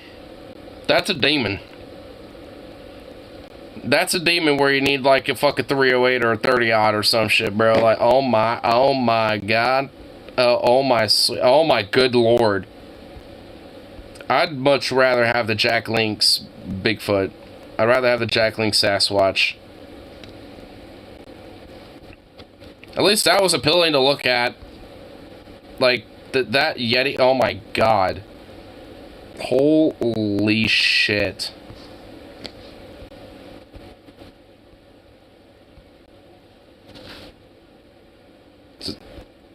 Oof. Well, I know if I am having a dream, it's gonna be a nightmare. That's for sure. If I remember having a nightmare tonight, you know why. Gonna have that fucking freak, you know, chase me around some fucking ungodly labyrinth. Oh lord. Like in the back rooms, dude. Is it weird that like those the back rooms like meme and shit, like it's kind of weird that there's like a level of familiarity with that, at least when it comes to like dreams and shit, because like I feel like I've had dreams where I've been in like those like environments, and it's weird. I don't like it. There's also like memes where it has like those weird uncanny pictures or like unsettling pictures, usually with like some weird creepy music in the background stuff, and Every now and then, some of those pictures do kind of have a weird sense of like, why is this creepishly familiar?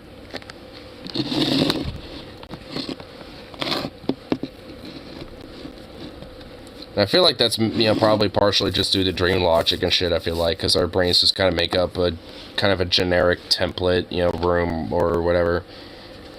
Backrooms represents the mundanity of life. I kind of figured that's what it did a little bit, because it's just endless, mundane, very corporate bland and shit. I didn't know that was a word for me. Did go me? Yeah, mundanity. Yeah.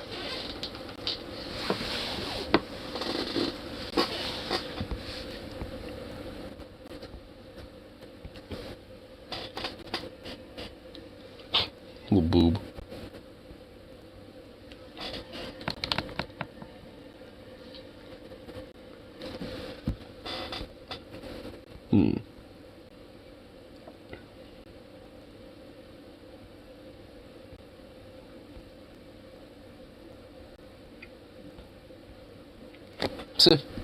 This is interesting.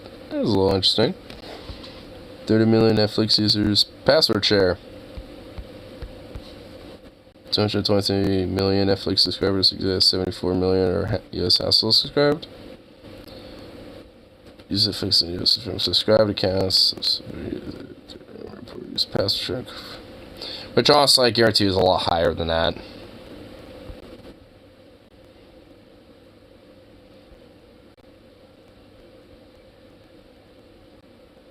It's more common than ever. Well, duh. Okay, I'm not going for this entire goddamn thing.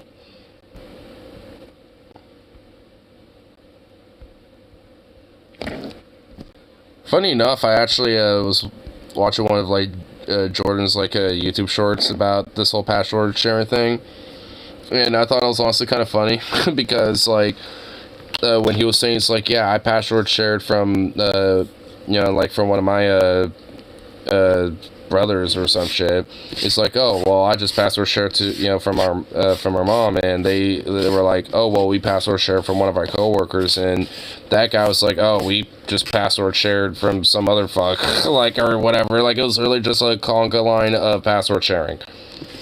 It's just like, oh my lord, I love it. Like, honestly, the whole password sharing thing goes deep. See, for me, it's pretty it's just very, like, one-lined. It's just only one person. It's my mama. It's very easy. So, luckily I don't have, like, a crazy-ass telephone line of, like, password sharing that's going on. Just sub to this channel if you like the Backrooms horror comedy. Wait, what? Backroom mystery slides found footage.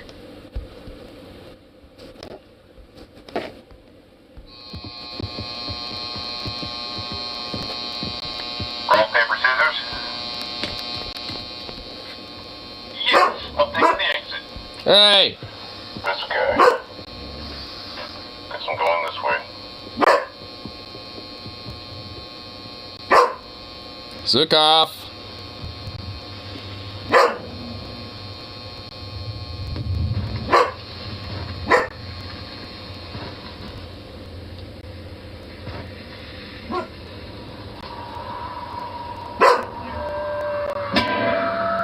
No.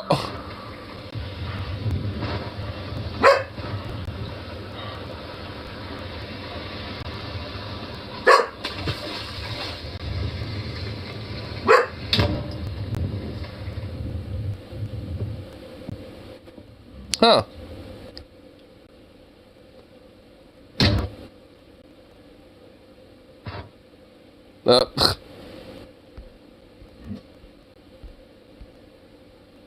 Just going ahead first, then the tubes just get smaller and smaller, then you're just stuck like that. Damn. See Musa Menaces. Oh, yep, I saw this one. Dude, look at that big boy. I love it. No. I love his slow motions. No.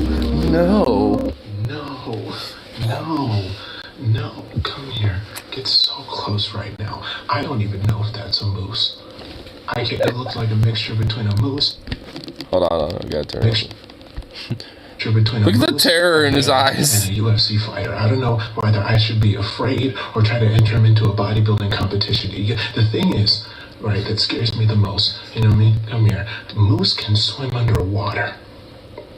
I learned that today. They can swim underwater quite well and very fast. I don't know, the fact that I'm not even safe, land or sea, that's the thing that's getting me right now. The only thing that I can hope for is that moose sees that I'm clearly not a challenge and he just probably walks away. That's the best thing. it's just like the best thing you can just hope for, man. Yeah, just nope.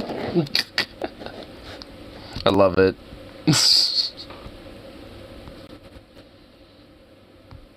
Oh, is there a new one? Information. Oh wait, is this just? Oh, did he just upload one? Oh shit, he just uploaded one. This is like the new. This is fresh off the presses. And that you learned that feels illegal to know. Working at Krispy Kreme, I found out that we give free donuts to anybody who has A's on their report card. Come here. But the loophole is we are not allowed to ask you if you currently go to the school or not. So if you show us a report card of any kind with an A on it, we have to give you a donut. And also, we give you a free donut for however many A's are on that report card. Do with that information what you will. Doing God's work, sir. I love it. I love it. Yes. That's amazing. Think you've outrun one by jumping off a cliff in the lake, then you look up and see a block of sunlight before it falls into the water with you. Oh no! Oh my god! Ah! For real, dude. Oh, they're not. And also, I've seen this one too. And I feel bad for him for being gypped a little bit because they're not.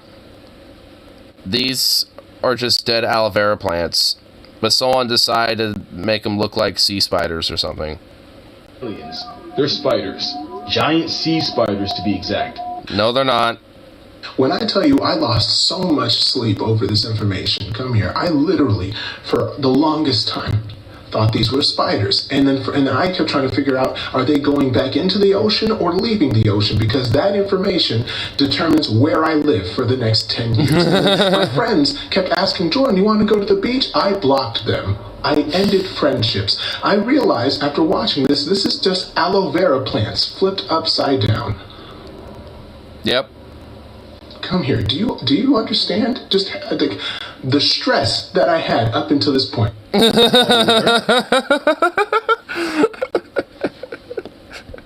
stress that he had up until that point, man. Oh my god. Dude, poor Jordan, bro. My god. I love it. I feel like I've, I know this man very well now because I've watched so many of his random ass little shorts.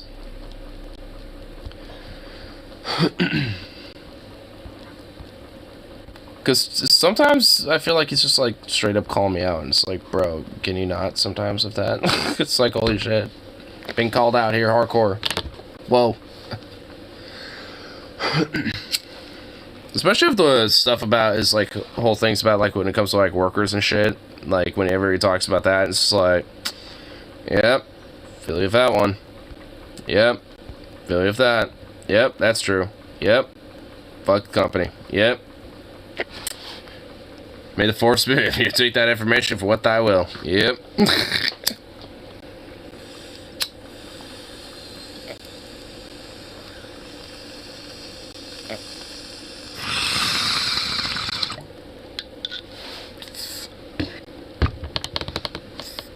This legit makes me think about going back to college. Maybe worth it despite the debt. I mean, luckily he was able to learn. Because I remember he did have a YouTube short where he did think they were straight up fucking sea spiders. Actually, there's a YouTube short that he saw that was basically maybe I can find it. That was like spiders that came out of like a drain, but it was all CGI. and just still believed it. Just canceled. I'm gonna see if I can find it. So this cost. Oh, here it is. I'm at the Krispy Kreme. Wait, what? Oh, for the Krispy Kreme thing? Well, you don't have to have it as your report card. If you have a friend that happens to, you know, be in college. He didn't say anything about being your report card. And by the way, like, he reacted to this thinking it was real.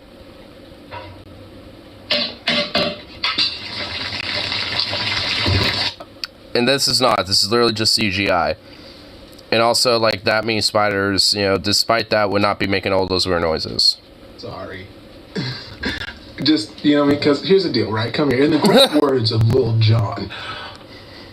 What? You know, because here, fun fact, right? Spiders do, in fact, nest in drains. That's However, true. Apparently, they don't like the smell of peppermint or pine. So if you have those types of scented soaps and they're in the drain, it will prevent them from nesting. Come here. If that was the case, right, my whole house would smell like Christmas 24/7. Because with that many spiders in a drain, right, we're just going to have to find a different way to bathe. Well, luckily, those aren't real spiders. Those are computer-generated ones. Thank goodness, because honestly, if that was real, I too would partially panic. What are you doing, booby? What you doing, little bubba?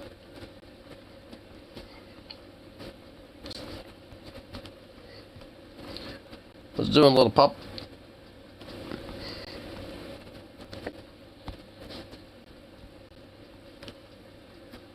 Yeah, little what's on? You goofy little bubby, what you doing?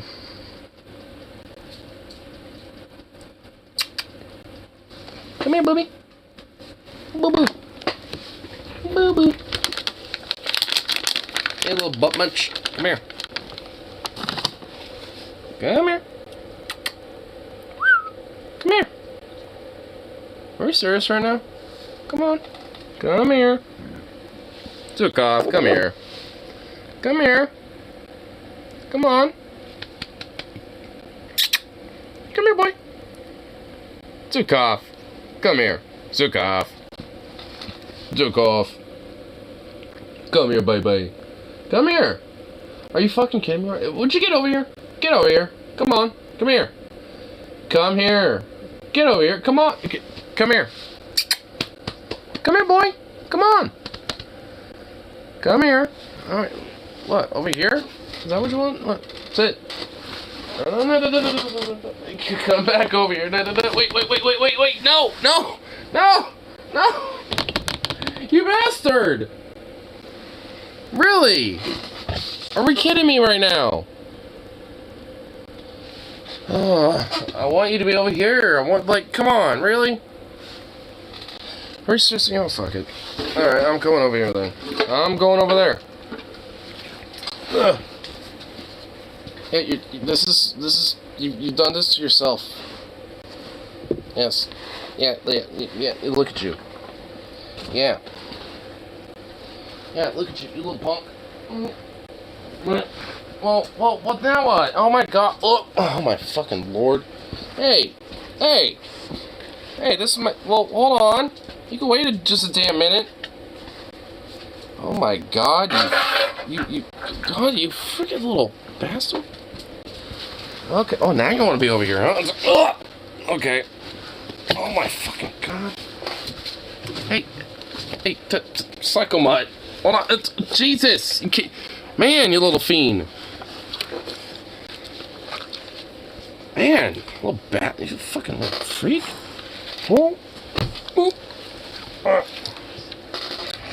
God, he was just a little freak. Look at you.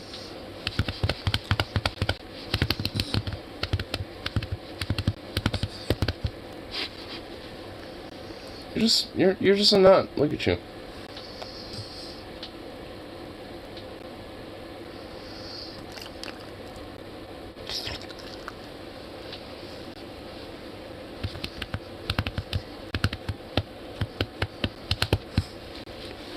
I'm just a little mutt.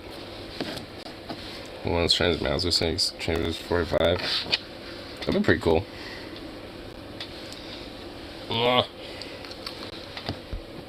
Alex Jones. No! Wait, what was this? These frogs are homosexual. They're lovers. You are powerless to stop them. You are powerless to stop these gay frogs. Alex Jones is just screaming, "No! The reptilians, they have won! No!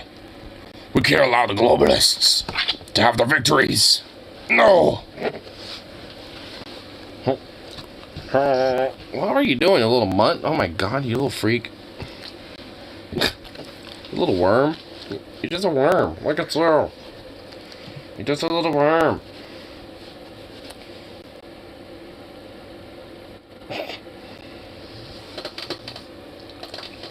My god, you're a goof.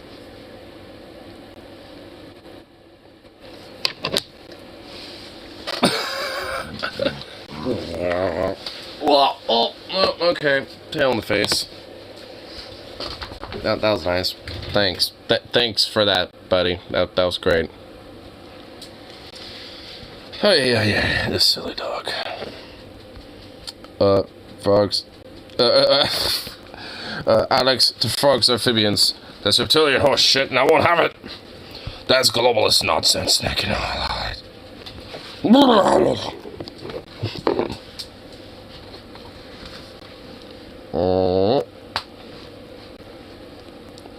Oh, sminky, sminky, smink.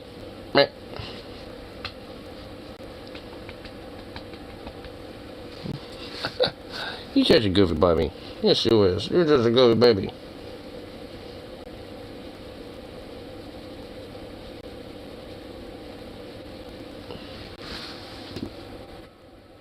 You're goof. Yes, you is. You're just a sweet boy.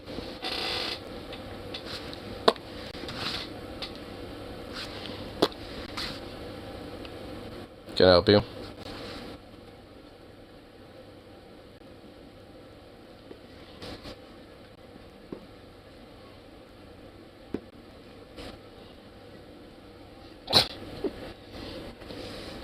You really don't care that I give you these little pats. In fact, you kind of like them. You just sit seriously. You're so silly.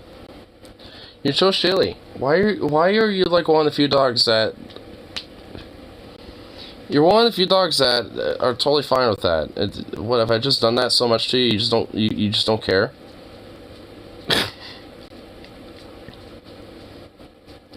Like so when I just like pat him like and give him little scratches like not on the top of his head. Well, he likes that too, but also like right in the front of it.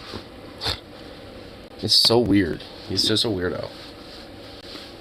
I mean, I can understand maybe getting little scratches like right between the eyes a little bit, like, you know, like kind of in front of the head, but like straight up like little pats. So weird. It's just such a weirdo.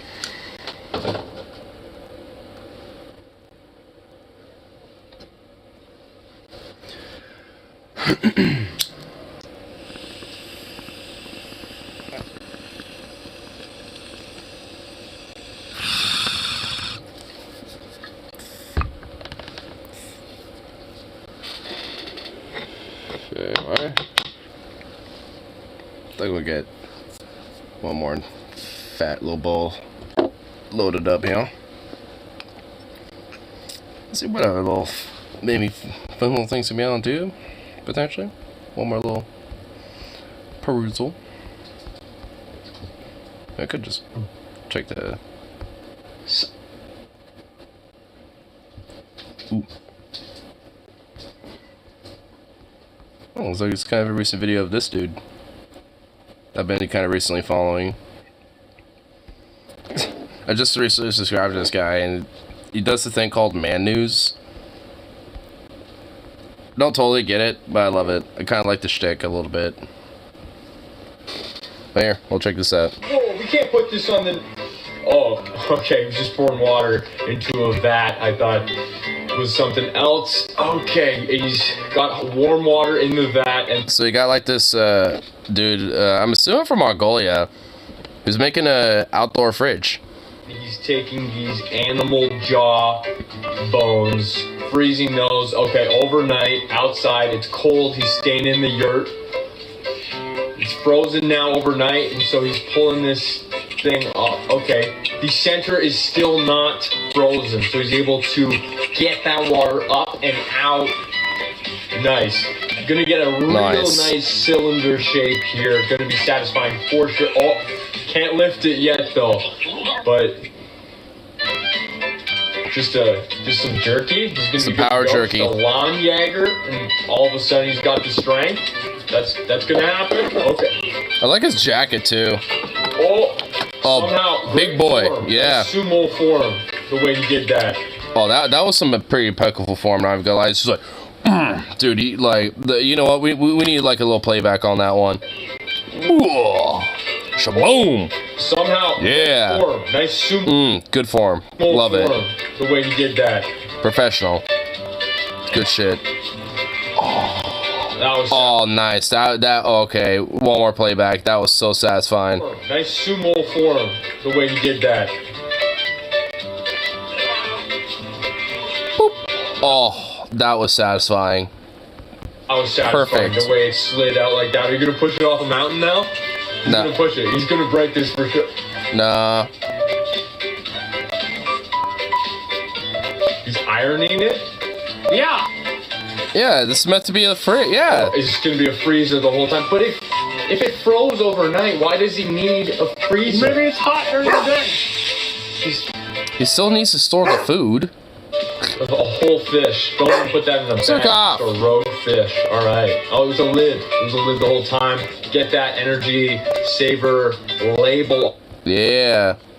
It's a legitimately like an energy efficient type of freezer fridge type of thing. Right. Oh, it was a lid. And that little like jawbone thing is meant to be the lid.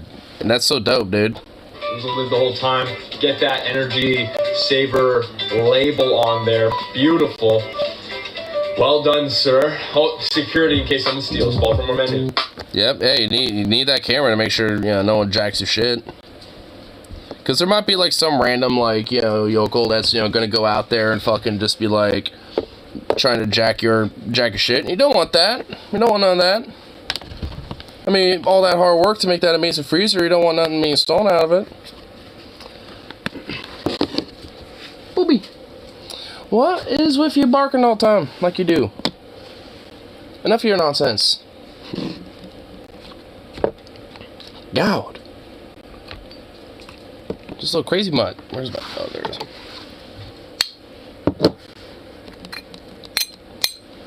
Yeah, but that guy just like not even that long ago popped up my feed, and honestly, I've been slowly but surely kind of enjoying his content. I'm just like, you know what? I don't know. I don't get the whole man shtick. Actually, you know what? I'm starting to notice it a little bit. There's a theme of just like very simplistic, satisfying things.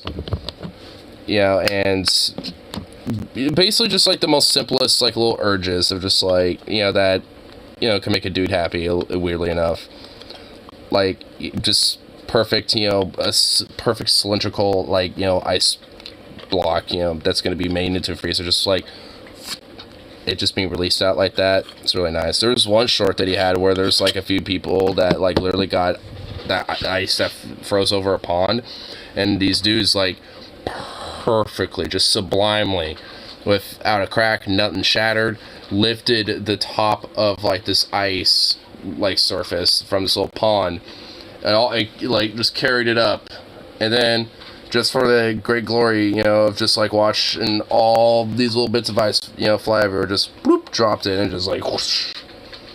It's like, oh, it was so satisfying.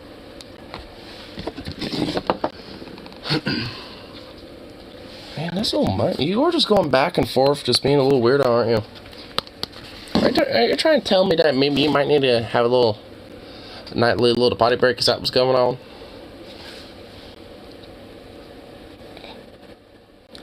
Well, evidently not, because I was just sitting in a chair again, just... Aww, that's yawning. Getting all comfortable. Well, I guess not.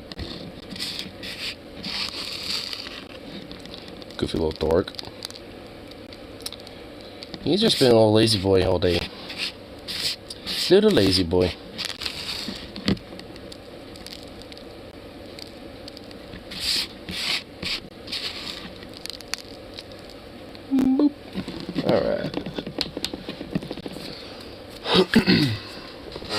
But anyway, get this last little bowl smoked up and call it good for the lovely evening.